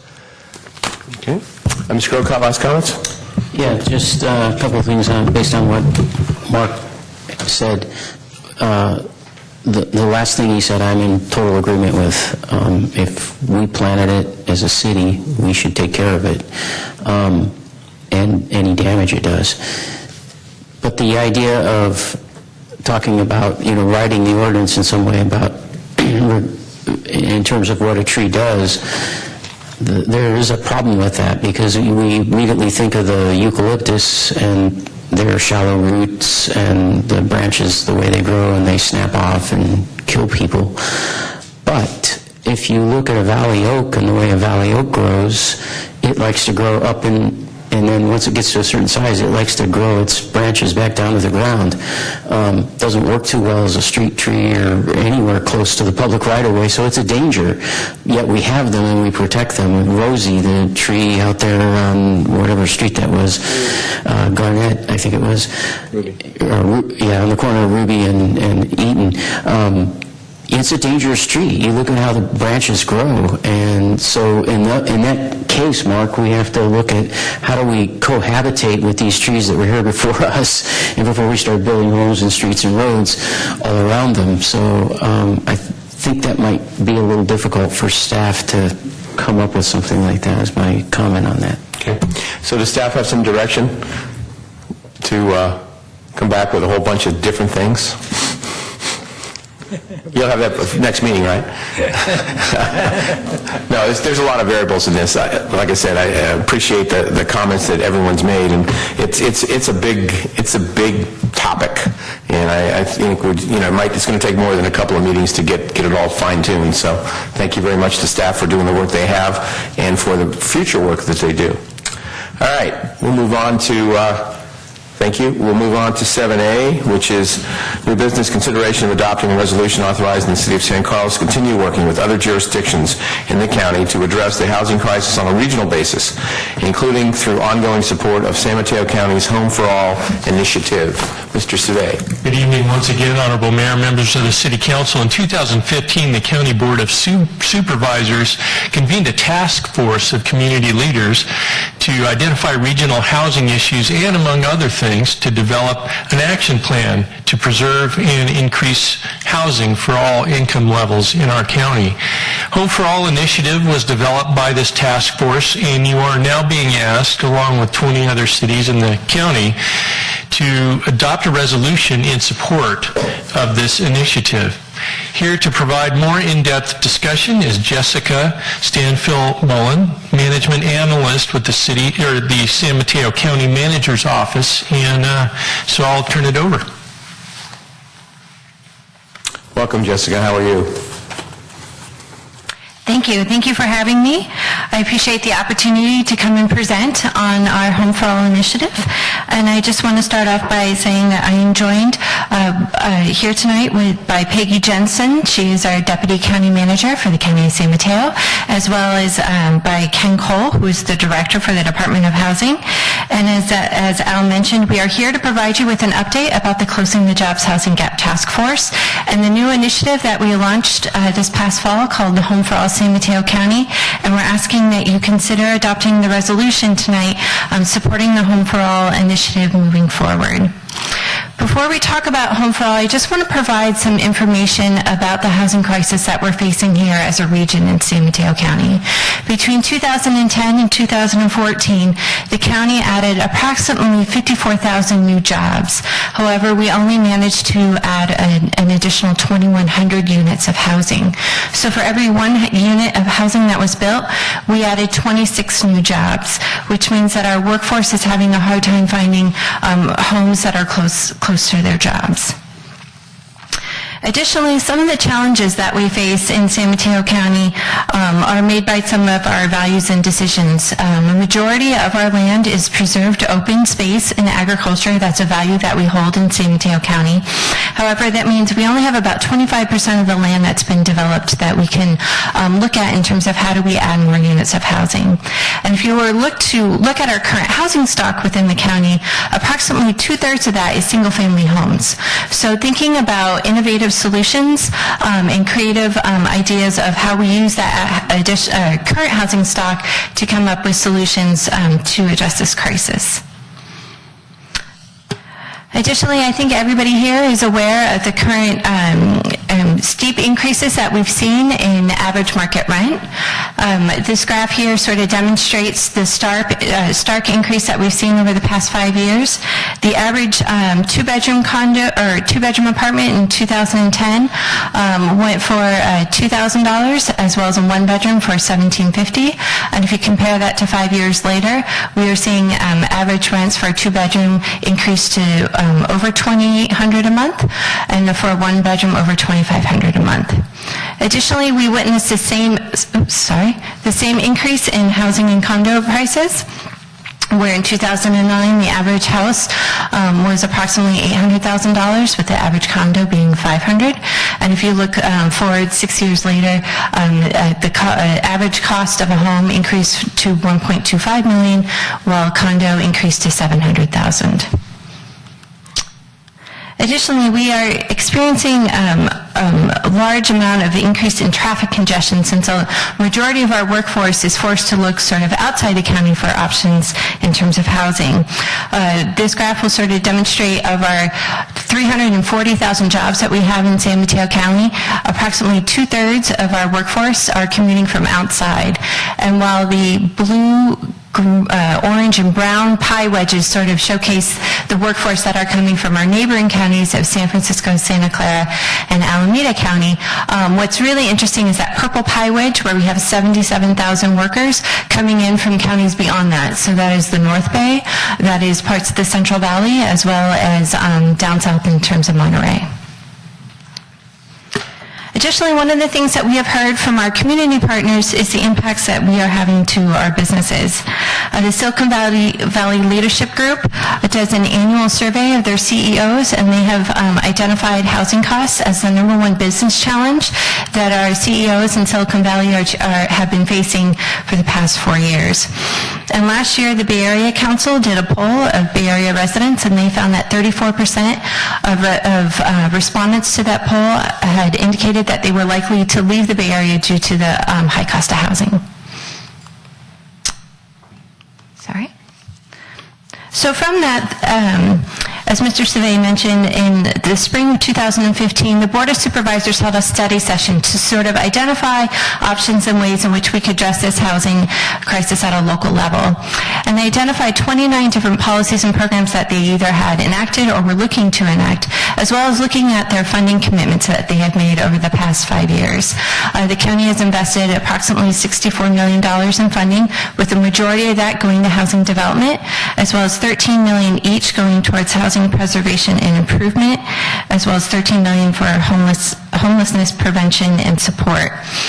And while the county has been making great strides into sort of addressing this crisis, they felt that it was important to really engage our community members to sort of talk through this crisis and see if there were options in which we could all come together to work on this issue. So from that, they convened the Jobs Housing Gap Task Force from September 2015 through June of 2016. It was co-chaired by Supervisor Horsley and Supervisor Slocum. We had 55 participants with representatives from each of the 20 cities and towns. We want to thank Councilmember Collins for diligently being there once a month, very early in the morning, and attending all of our meetings. We also had participants from large employers and business groups, such as Facebook, Genentech, LinkedIn, Google, as well as our chambers of commerce, our educational and transportation partners, as well as developers, community-based organizations, and labor. And the idea of bringing this task force together was to sort of learn about the challenges created by the current housing market, work together to develop a menu of solutions that jurisdictions could consider in terms of what works best for their communities in terms of addressing this problem, and then commit to taking action to implement these solutions. And the task force really looked at the challenges facing their communities and organizations and tried to identify a range of tools, best practices, and solutions in 5 key areas.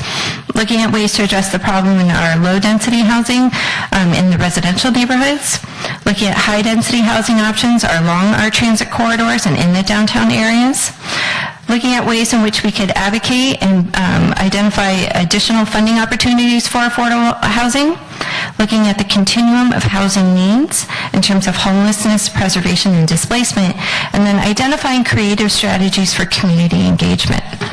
And from their work, we have 4 key outcomes from the task force. The first of which is an action plan, which I will discuss further on, which sort of identifies areas in which we can continue to work on this issue moving forward. The second of which is the Home for All website, which sort of serves as an online community resource center for either elected officials, staff, or residents that sort of want to learn more about the crisis, its impacts on our community, and sort of find out the innovative solutions and options that jurisdictions could consider that reside in our 15-piece toolkit that is on our website. And we also have sort of a current progress tracker, which sort of identifies the leadership that cities have taken to sort of address this issue through policies and programs. The third area is launching a public relations and education campaign, going out to the community, educating them about the crisis and options in which to address this issue, and having them become more engaged in these conversations. And then the last of which is building partnerships and doing that more in-depth community engagement to sort of make sure that we have all the voices at the table when talking about this issue. And it was really the task force that asked us to continue this work. They didn't want to produce a white paper that sat on a shelf. They wanted to continue to build upon the momentum that had been established by the task force and keep moving this forward. And they've asked us to launch the Home for All San Mateo County initiative, which we did this past fall. And the mission of the Home for All initiative is to establish a climate in San Mateo County where diversity of housing is produced and preserved, so that we have a future where everyone in San Mateo County has an affordable home, with the outcome that the county will be a culturally, generationally, and diverse community with housing for all. And how we're proposing to sort of achieve this mission, vision, and outcome is to move this initiative forward through a structure where we have a steering council, which Councilmember Collins, we appreciate, serves on that council for us, which can sort of provide overall guidance and direction to staff in terms of how we should address this issue. And then working on this through 4 key work groups, really address the major hurdles that we have and challenges that we have in our community to building more housing. The first of which is outreach and education, sort of again going out into the community, educating them about the problem, having them become more engaged in the conversations within our communities. The second is funding. We know that funding from the state and federal government is somewhat limited right now for housing, so looking at innovative solutions that we can do here locally. How can we leverage our current resources? The third is legislation and policy, making sure that jurisdictions have enacted legislation that allows them to be flexible and move quickly in terms of when new and creative housing solutions emerge, as well as working with our state and federal legislators, talking to them about the work that's being done here, seeing if there are options and ways in which we can partner with them to identify additional funding and tools that jurisdictions could use to address this issue. And the last of which is mobility, sort of working with our transit agencies to sort of identify best practices or models to sort of address the mobility concerns that are associated with housing, as well as looking at creative solutions for first mile, last mile, making sure that our future developments are walkable and bikeable. Additionally, the Home for All initiative will sort of tackle that action plan that was set forth by the task force. And the action plan sort of focuses the work in 4 key areas. The first of which is building partnerships and community support. So we're going out to all of our jurisdictions, asking them to be part of this solution and part of this conversation moving forward by passing the Home for All resolution. We've been working with our stakeholders, clergy, environmental groups, foundations, sort of talking to them about ways in which they can be part of this solution, and again continuing that large employer business outreach as well as the local chambers of commerce and having them be engaged in this effort. The second area is sort of looking at supporting all types of housing development. So as I've mentioned before, we've created our Home for All website, which sort of serves as that tool for our community to learn more about housing and creative solutions. The second idea is a second unit center. If residents are interested in learning more about how do you go about building a second unit, what are some options, design templates, things that they could consider, that would sort of serve as a one-stop shop for folks looking to identify or sort of learn more about that process.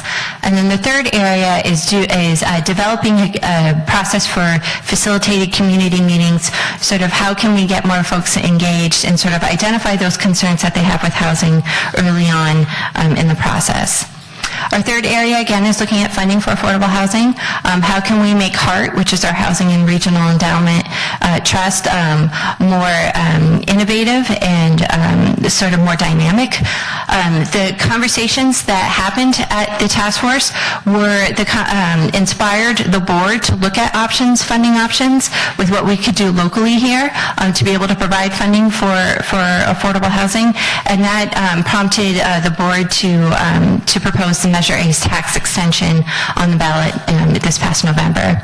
Additionally, looking at a shared housing credit legislation, if jurisdictions were to contribute to a housing trust such as HEART, if there was a shovel-ready affordable housing project in another jurisdiction, if that funding were to go to support that jurisdiction or that project in another jurisdiction, would the contributing jurisdiction be able to get some type of credit for building that housing? Not all, but some type in regards to their arena. And then lastly, the conversations on the task force also helped establish the Affordable Rental Housing Preservation Fund, which the board passed last June. And then the final area is really looking at how do we secure land and strengthening our community infrastructure. We know that HEART has already looked at available public land analysis, sort of how, working with our school districts as well to see if they have options for developing housing for their staff and their teachers as well. And then going out and working on regional options to enhance transit and making sure that we have energy and water efficient development moving forward. So some of the work that we've done in regards to the Home for All initiative, again, we were partnering, asking city councils to partner with us, working with our faith-based community, reaching out to foundations and environmental groups, providing support and information for school districts, and then engaging our business community. Additionally, we've developed a number of resources, such as our Home for All website, as well as brochures and talking points for community engagement. These are the number of jurisdictions that have already adopted the Home for All resolution, including the county. We have 10 jurisdictions that have already adopted the resolution, as well as CCAG, and we have a number of jurisdictions coming up that will be considering it as well. And what the resolution is asking is that the City of San Carlos will continue to commit to working with other jurisdictions in this county to address the housing crisis on a regional basis, including ongoing support of the Home for All San Mateo County initiative. That concludes my update, and I'd be happy to answer any questions that you may have. Thank you, Jessica. It's a big problem. Mr. Collins. Thank you, Mr. Mayor. I'll keep my comments brief. Just first of all, thank you, Jessica. What a monumental effort this has been, and thanks to Ken as well, and everybody from the county office and housing. I got to tell you, this is probably the biggest and best learning experience that I've had on any topic since I've been on the council. I'm on a lot, and we're all on a lot of boards and commissions, JPAs, and that sort of thing. But getting our arms around this has been a very long process, and I think it all starts with education. I can't tell you how many discussions I have. Probably housing comes up more than any other topic that I talk with people on the street or on the phone, or just I meet at various social functions. When they bring up traffic and they bring up parking, I bring up housing. So, the process to educate people on how interconnected all these things are and how important it is that they look past the fact that we're building a 4- and 5-story apartment building close to downtown or close to the tracks is really important. It takes a while, but people finally start to understand what we're trying to do, and it's very important that we continue this effort. And I just want to say thank you again. It's been, I didn't have very high hopes. I just thought there was a room full of people there, and I thought we were going to be spinning our wheels. But it was nice to see that process play itself out. I also want to thank the County Board of Supervisors for all the work that they've done in getting, was it Measure K on the ballot and getting it passed. I'm not sure there's really much more important work we do in this city and this county than to make sure that there's housing for people who want to live here. They want to live here because they work here. And what was it, 46,000 people drive from other counties outside the 9 Bay Area counties to get here every day? That's 77,000. 77,000. Yeah. I don't know how many cars that is. Maybe it's not 77,000 cars, but it's a lot of Be in cars. place, yeah. Yeah, it is. Yeah. So anyway, thank you again for all your work. Thank you. Okay, thank you, Mr. Collins. Mr. Olbert. Thank you, Mr. Mayor. Thank you for your presentation. This is a topic kind of near and dear to my heart as well, and I'll echo Ron's comments about thanking everybody for the work on it that's being done, because there's a lot of work that has to be done. The housing crisis always reminds me of, in San Mateo County, always reminds me of a famous quote from Winston Churchill when he was commenting on the United States of America, and he said, "You can always count on the Americans to do the right thing," pause, after they have exhausted every other possible alternative they can possibly think of. And I frankly think that's where we are with housing. I think it's everybody I've ever talked to, it's pretty obvious what some of what the parameters of the solution set are. It's just nobody wants to go there. I have a suggestion about that, but before I get to that, I did want to ask you, I had heard someplace that nationwide, San Mateo County is like number 1 or number 2 on the list of, I think of it as the most mismatched county between housing and employment. I will look into that. I've heard that San Mateo County is one of the most expensive counties to live in the United States, but we can follow up on that mismatch. This one was talking more about the notion of how many people come in and out of the county. What's the, given your expertise in this area, if we don't do enough, what's likely to happen? I mean, at some point, does employment just flee San Mateo County, and we become a bunch of farms and old people sitting around going, gee, it used to be great here, but too bad? Well, if I can be honest, I think you all have heard the stories about what could happen, because it's currently happening right now. We know that families are being torn apart, that families that kids that grew up here can't afford to live here, so they are moving with their children into different areas of the country so that parents cannot be close to their kids or their grandchildren. We have seen that we have a teacher crisis in a number of school districts here because teachers aren't being able to find affordable options to be able to stay here, or they're commuting very long hours. We have heard anecdotally from businesses, but we've also seen it in the newspapers about how there are businesses that are looking to relocate into other more affordable areas because they're having a hard time retaining and recruiting individuals to come to this Bay Area. This is a crisis that we know affects everybody. And if we feel that we've come up with a menu of solutions to be able to give options for folks who maybe want to stay in their community but downsize. They could either do shared housing, they could move into an accessory dwelling unit and maybe rent out their home. That's one option. There are middle housing, which sort of takes lots that are sort of going from residential neighborhoods into the downtowns. How can you make those more dense but still maintain that residential community charm? And then sort of really taking advantage of what's along the El Camino and our Barton Caltrain corridors by going more densely and looking at different options. So it's something that I know every jurisdiction, and this is what we heard on the task force, every jurisdiction is facing this and they're hearing these stories. And so we felt that if we provided a menu of options for people to consider, that maybe we could help with that problem. Well, let me give you one other thought to consider about not so much of an options on sets of solutions, but I think one of the challenges you're facing is that even amongst the general public, when people are confronted with the issue, either personally because their child is one of the people who can't live here or not, or they learn about it, let's be honest here. What's really stopping the solutions from going forward is self-interest. Okay, I always jokingly tell people that if I wanted to, get myself recalled off of this dais tomorrow morning, all I'd have to do is propose doing something where we'd change the land use regulations in San Carlos so that you could build apartment buildings or condos in places where there are just single-family homes now. It's just not tolerated. Okay, and part of the reason it's not tolerated is, I think, because people don't, until they confront it personally, they don't really understand the human cost of this.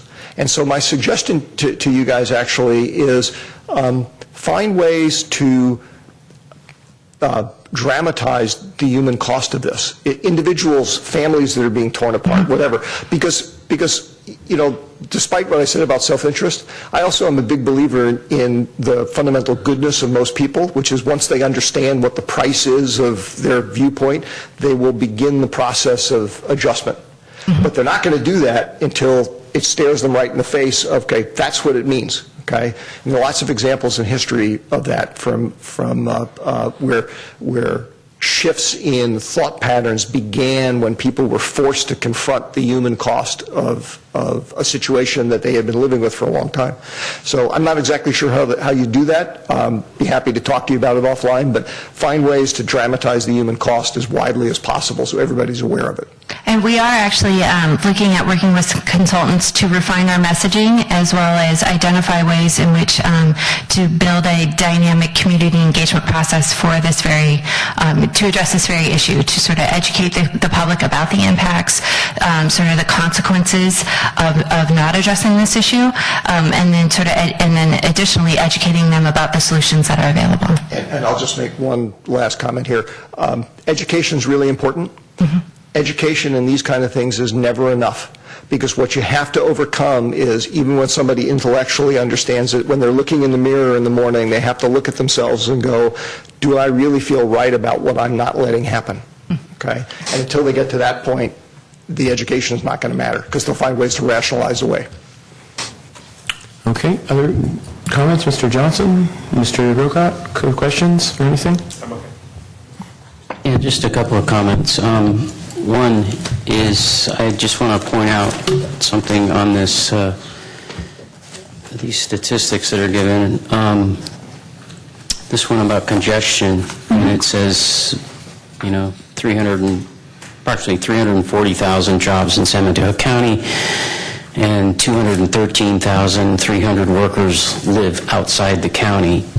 So what that would indicate then, the flip side of that is about 126,000 people live and work in San Mateo County. They work in the same county they live in.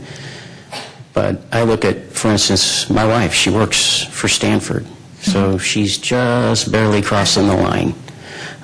There's no way you can plan this. You can't tell people you will live and work in the county, in the same county.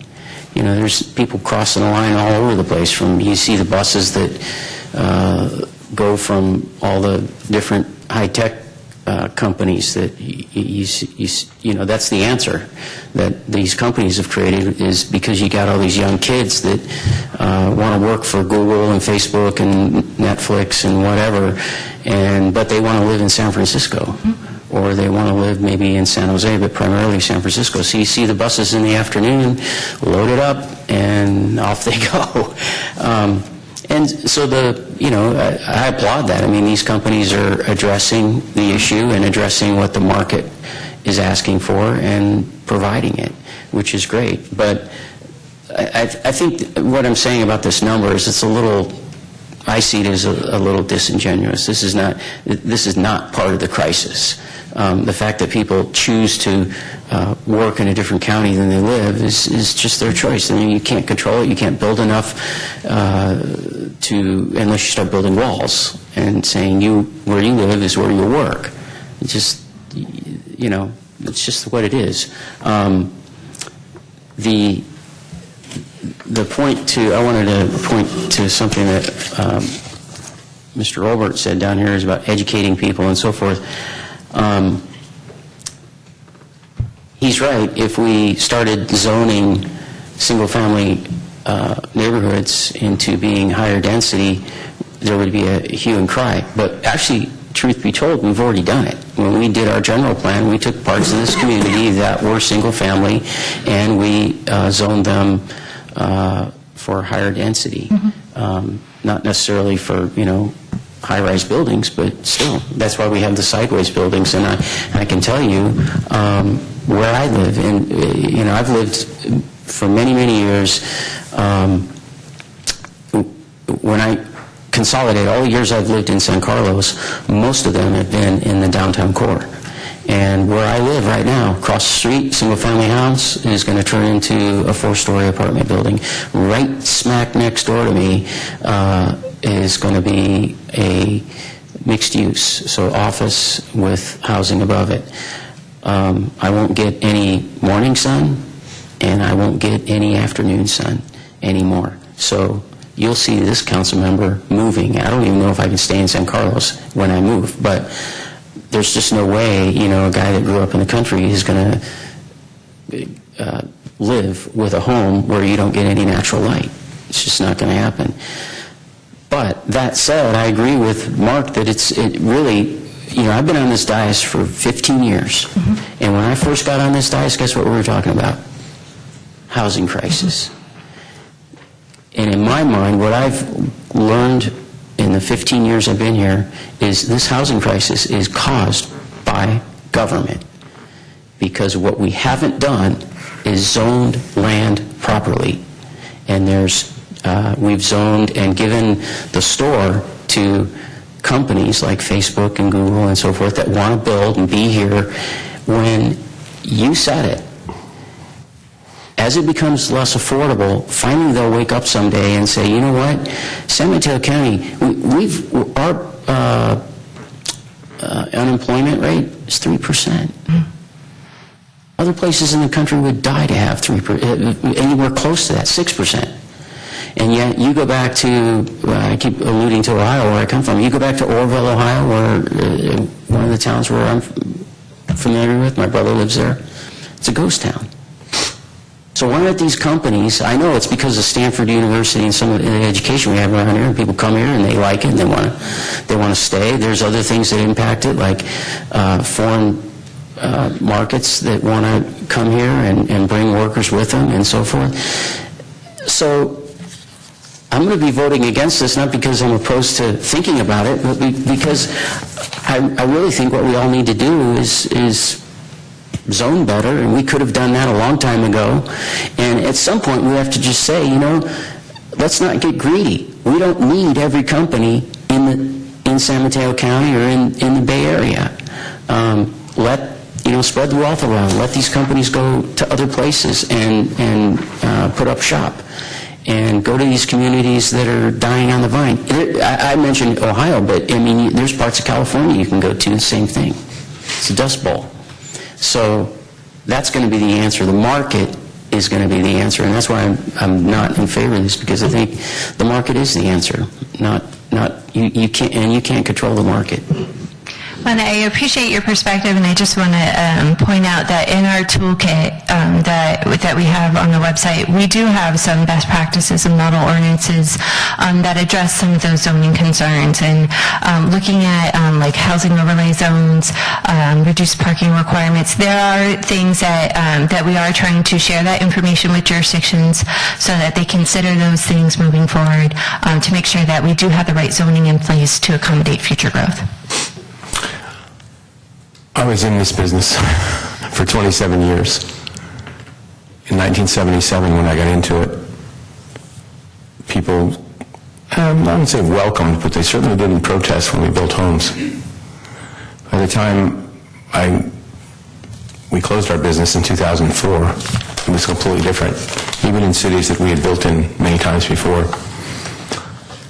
It's a very, very difficult issue because people have things, and as Mr. Grocott alluded to, why do I want to lose my sunlight this way or the other way? Having said that, if we ever had a chance to, we have a general plan, and certain, as was also said on the dais here, certain places in our town have ability to have overlays of higher units, 14 units to the acre, let's just say. I'm picking a number out of the hat. Have we ever gone to every city, looked at their general plan, and sort of, and again, this is a technical question, I probably haven't had the time to do it, but maybe we can hire somebody from Stanford to do it, and love to do it in the summertime, add it all up and say, if we built this 14 here, if we built 16 here, in other words, you could theoretically, if we ever added up all the units that we could have, I'm not sure it would match up what we have.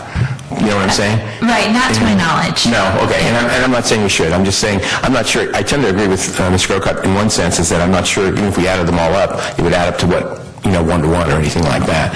And the other issue, unfortunately, is, it's sort of interesting to see the cities that have signed on to this, some of which I haven't seen their general plans, but I don't think they have a lot of overlays in some of the cities, and that's another difficult issue, is that some of the cities are fairly progressive in trying to match this up, and other cities, how can I put this politely, give lip service to doing it, but there's no way that they would ever do it, because they don't even have a general plan to do it, nor would they pass one. It's a real difficult one. I'm going to support this. I think it's a great idea that we move ahead and try the darndest that we can. It'll never be one-to-one, but I think the number that strikes me is that huge 77,000. That's like 25% or whatever it is. I mean, I'd like to eventually get it down a little bit. And as Matt said, not everybody's going to live and work in the same place. I agree with that. Some people are going to want to live somewhere else for whatever reason, but the numbers are just getting worse and worse and worse. And I don't know. I mean, we're building, 400, and how many units have we got? 455 in the pipeline right now, or even more? And it's and then plus the affordability issue. We're just talking about housing, and you didn't mention affordability. That's another whole thing of how do we allow for affordability? So, anyway, any other comments before we move on here? Just a final comment. One of the key components to me in this whole thing is the shared housing credit. Some cities can't meet their RHNA numbers, and if we can provide a vehicle through collaboration of all the cities in the county, allowing cities who, just like Atherton and Hillsborough, they don't have there is no place that they can put that housing. And there is. Well, maybe there's a little bit. They aren't going to do it. They're not going to do it. Yeah. But if there are other cities that are willing to help them out, I think we should do it. And one of the things, I remember mentioning this at one of our task force meetings, it is important for all the councils in this county to make sure that the public knows that how much of a problem that is. It's incumbent on us to be brave, to educate, and to take the steps to provide that housing. Because, as you mentioned, if we don't build the housing, the employers will move elsewhere. The market, Matt, will speak. The market has already spoken.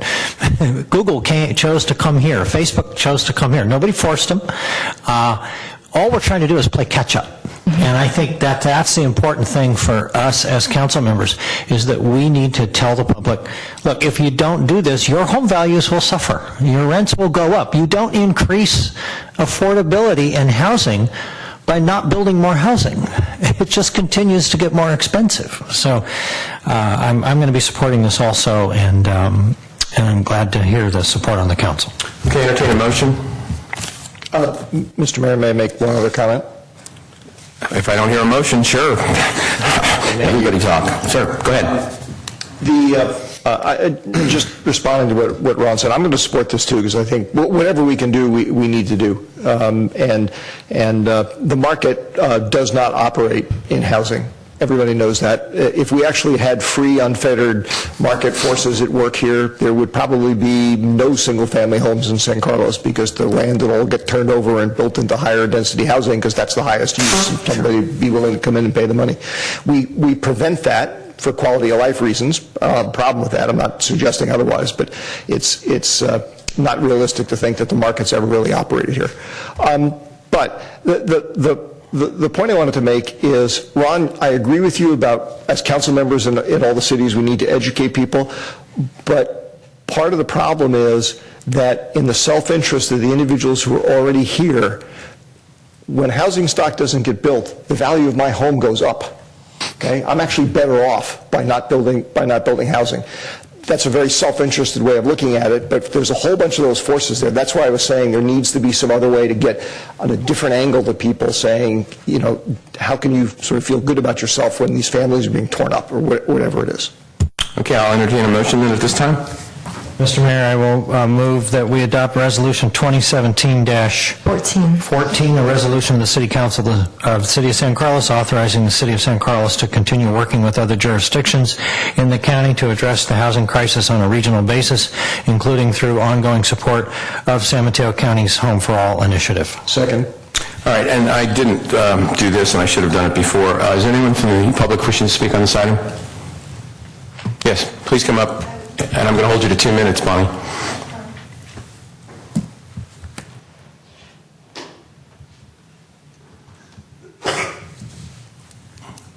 I support the resolution. I'm just curious as to how much Redwood City is taking on over there. They're building so many units. Are they helping us out? Are they above the average? I don't know. Well, they're building about 2,500 units as far as I know. And they have, until they started building, I don't believe that they had a inclusionary ordinance. They may have one now. They still don't have one, Ken? They don't have the affordable housing requirement?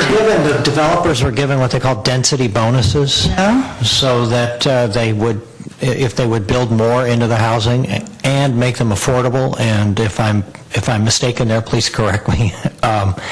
But I don't think that Redwood City is hurting the situation. You know, there might be some residents of Redwood City that might disagree, but they're building a lot of housing. Yeah, I think it's great, but you know, it's downtown, it's near transportation, it's where it should be. And they have the capacity. Yeah, and as a homeowner, I sort of think of what Mark said. You look at yourself in the mirror in the morning and you think how lucky you are because you have yours. Sure. And the other guy doesn't. But, you know, maybe I don't get popular with a lot of people for the things I say, but I think that the county ought to have a tax, and we all as property owners pay toward a housing fund for low-cost housing.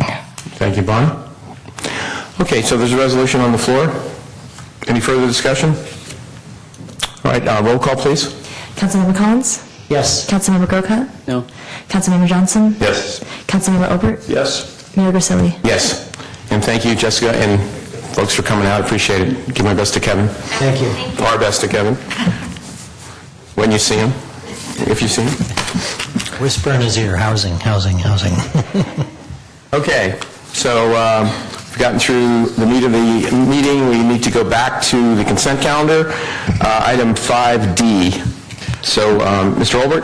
Yeah, Mr. Mayor, actually, I have what may just be a very quick question on this, which was, I did not recall this issue of going with Excella and the requirements for the agenda system getting input from the council. Did we have a subcommittee that provided input on that? Or? No, there was no subcommittee for this. So this was a staff-mediated process, basically? Okay.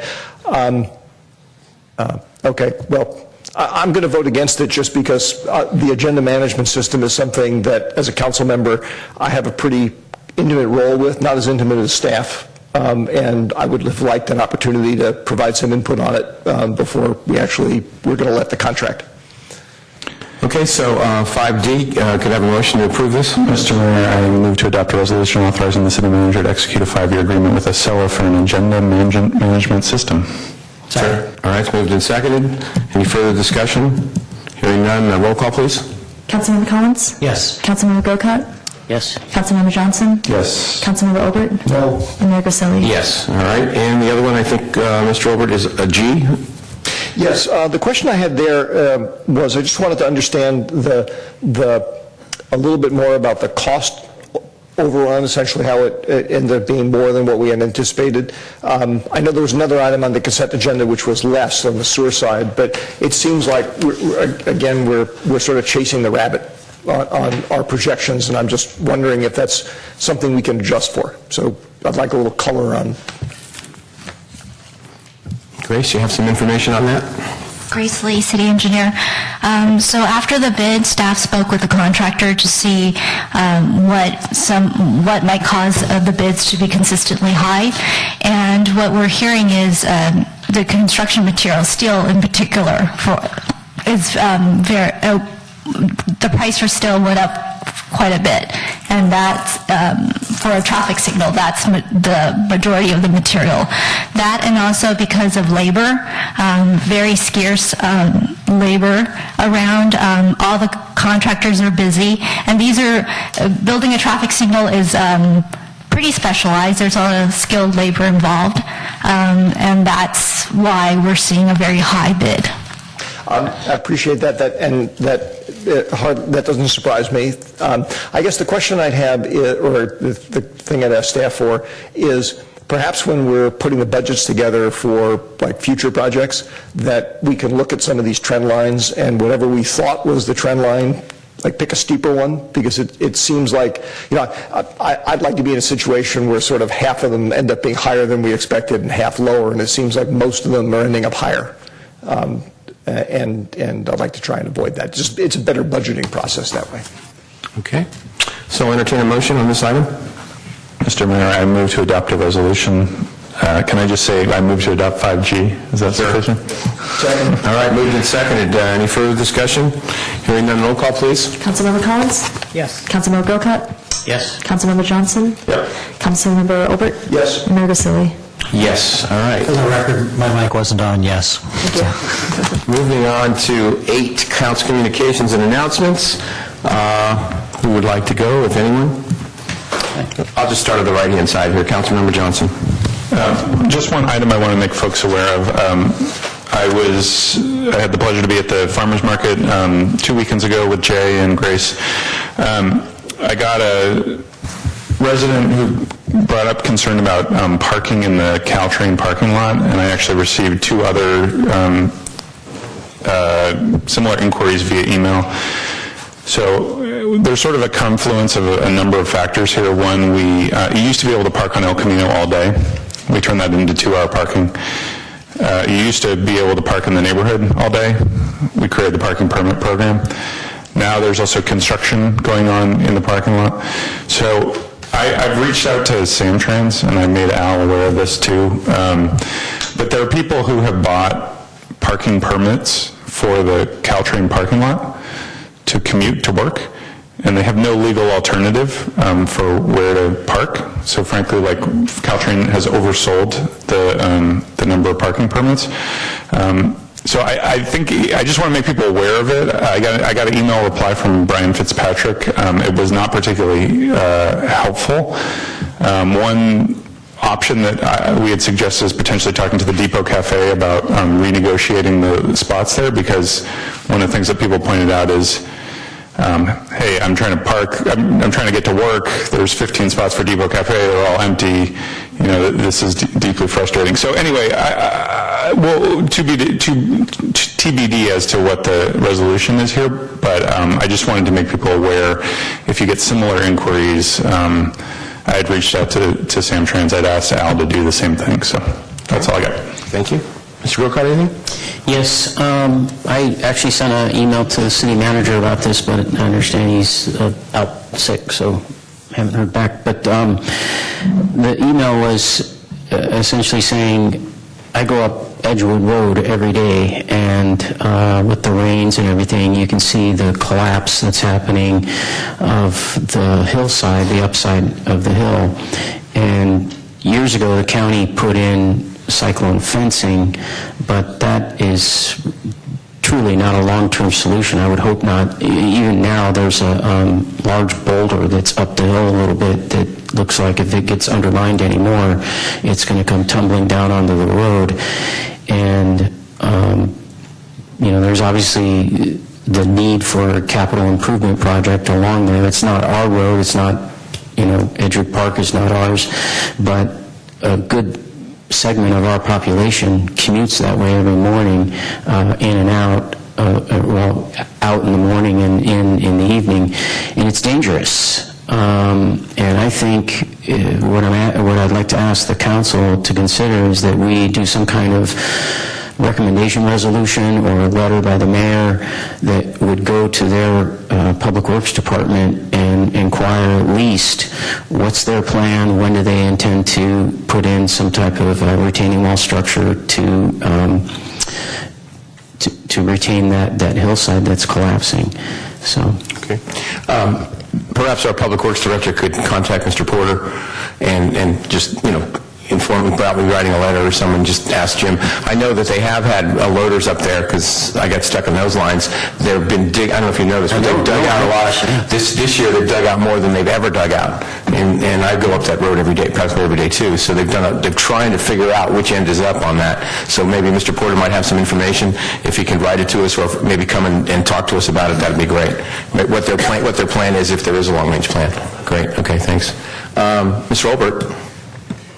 Thank you, Mr. Mayor. Yeah, just one thing, actually, Cameron, sparked by the comments you made.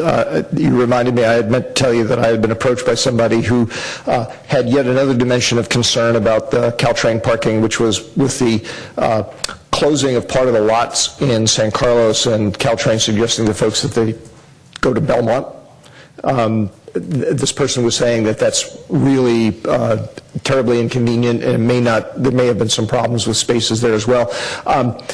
And my thought was, I mean, is that not something that the Transit Authority can talk about, which you're on? Or is that not part of their bailiwick? It's not part of their responsibility. They don't own the parking lot. The parking lot's owned by the JPB.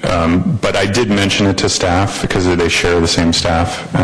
And I was sent to Brian Fitzpatrick, so. Okay, it just seems to me that maybe, I mean, the Transit Authority must have some oversight role, right? I mean, at least influence, probably more than we do. No more than the fact that they share the same staff, so. Okay, well, thank you. All right, Mr. Collins. Thank you, Bob. Just one item, as long as we're on the subject of Caltrain. I went to the Electrification Task Force most recent meeting, and just one update, Caltrain is going to be readjusting their schedule. They're going to go to 90-minute service both ways. It's 60 minutes now during the middle of the day off commute. And that starts, I believe, in the summer and weekend. They're going to keep weekend bullet trains, but weekend service changes are going to start in April, and those will also be 90 minutes rather than 1 hour. So look for some changes. Plus, next month, unless the federal government cuts off funding, you should probably see infrastructure going up along the tracks, catenary poles, and that sort of thing on the electrification. That's it.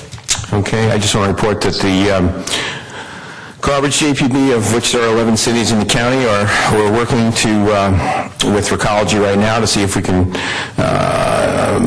work on a contract which would extend their contract starting in 2021. A lot of that information, we have 2 or 3 groups of people working on that, and that will be coming to us probably in March or April. I think April they're going to be going out to all the cities and talking to us about different things that hopefully they'll have agreed upon. And then, of course, each city has an opportunity to do a franchise agreement. Is that, I'm talking correctly here so far? But anyway, I just wanted to let you know that that's coming. Staff comments on city administrative business? No comments this evening. All right, is there anything else, gentlemen? If not, meeting adjourned. Thank you.